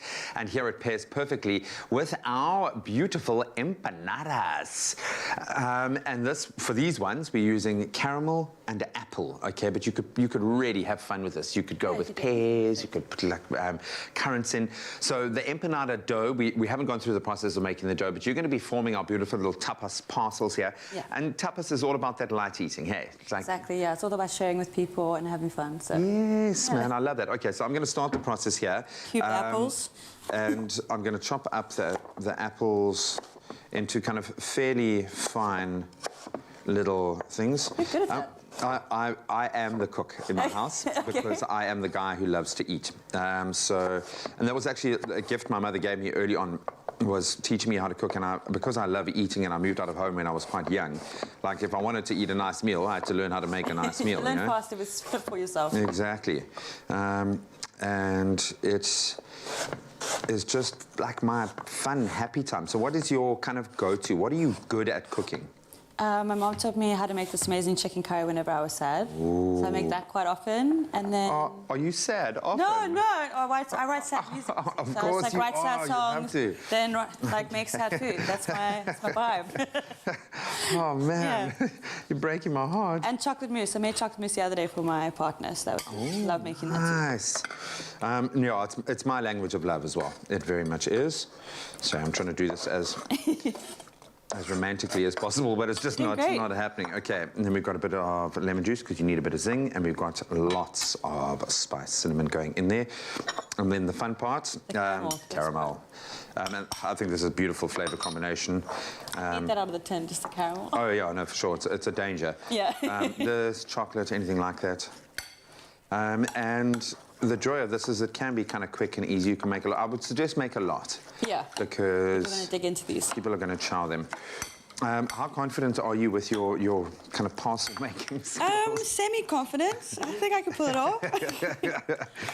Oh, that's smelling so nice. That does the look really spice good. and the caramel. I hope I haven't made the apple bits too chunky, but I think that's perfect. Rustic is good. Yeah, 100%. And I think let me try this. The key thing here is moderation. So don't overdo the filling, because that's always going to be where I'd do it with wraps and everything all the time. I get like overconfidence. You're going to take a spoon out just a little bit.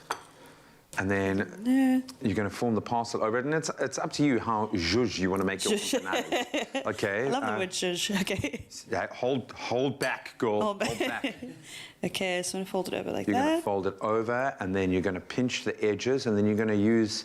I'm going to fork to seal it. Yeah. Okay, let's try that. Beautiful, man. Oh, that's going to burst with flavour, hey? Yeah, it looks good. And you can find the empanada dough recipe on the expressoshow.com website. Spectacular. Try. We're going to fry it in the oil? Yeah, we're going to fry it in the oil, so use the spoon. Okay, I always just push it away from me. Okay, I don't want to mess with your flow here. Okay, you do your thing. When I fry, I always just throw it away from me like that. Oh, wow. With then you don't get burnt. Gentle flow. That was like a Tai Chi. I fry a lot of stuff. Yeah, I can see that, man. It's beautiful. Yeah, you don't want your oil to be too hot because you need it, you want it to kind of warm through. But I suppose the watchword here would be until it's golden brown. Okay. Yeah. I'm going to now invite you to move over to the end of the table and pick up one of our empanadas and smash it in your mouth. Am I dipping it in this beautiful chocolate thing? Yeah, you're going to dip it in the Clover Bliss. I get to have the best day. I know. Okay. Well, you've earned it. You've given it. And now that I know that you are sad so often, I feel like I've got to do something to increase the dopamine in your brain. This is amazing. Are you so happy that I'm you're really not, happy you're right not going to now. be able to write a song for No, like a I'm week? not gonna sing, yeah. You're not going to be able to write a song for a week.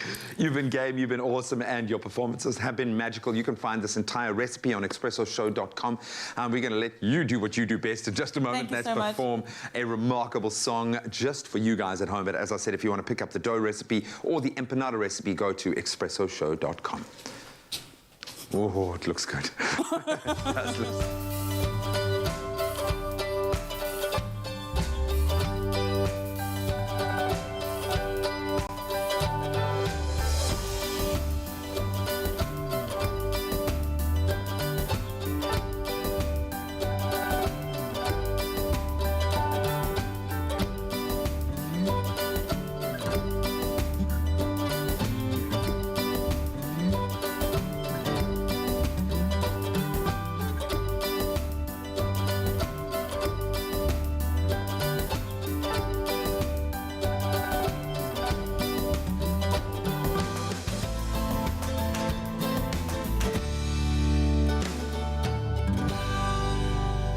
Made with love by Clover. Only you can make my day.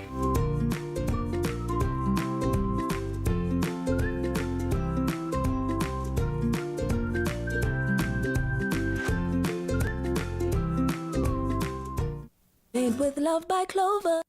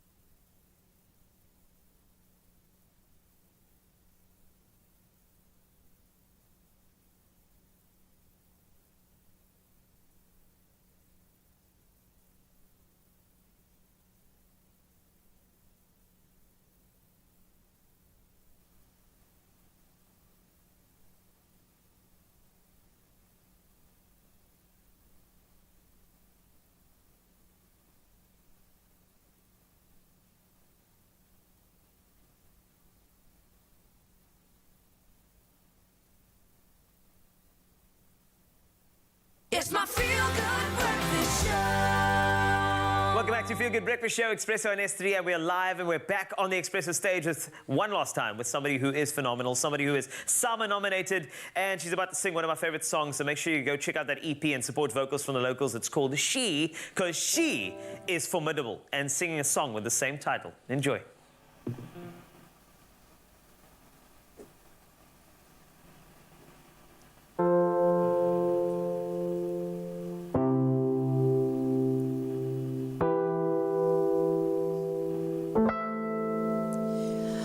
Oh, I'm feeling that I'm losing perspective. I don't know where I'm going. I don't know where my head is. And lately, I've been struggling daily. All this weight on my shoulders, I can't bear it.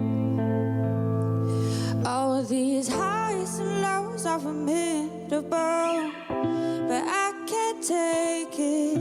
I crash and burn like a wrecking ball, but I can't change it.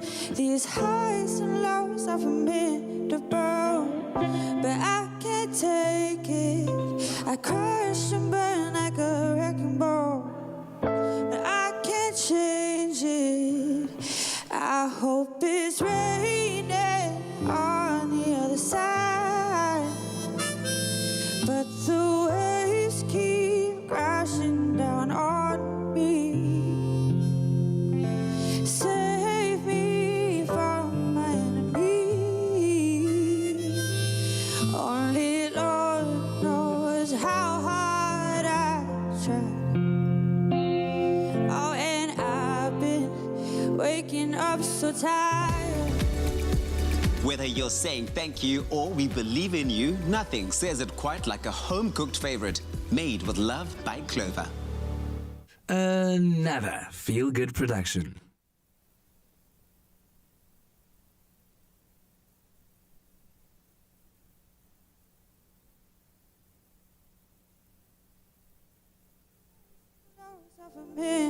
But I can't take it. I crash and burn like a wrecking ball. But I can't change it. These highs and lows of a minute of ball. But I can't take it. I cry.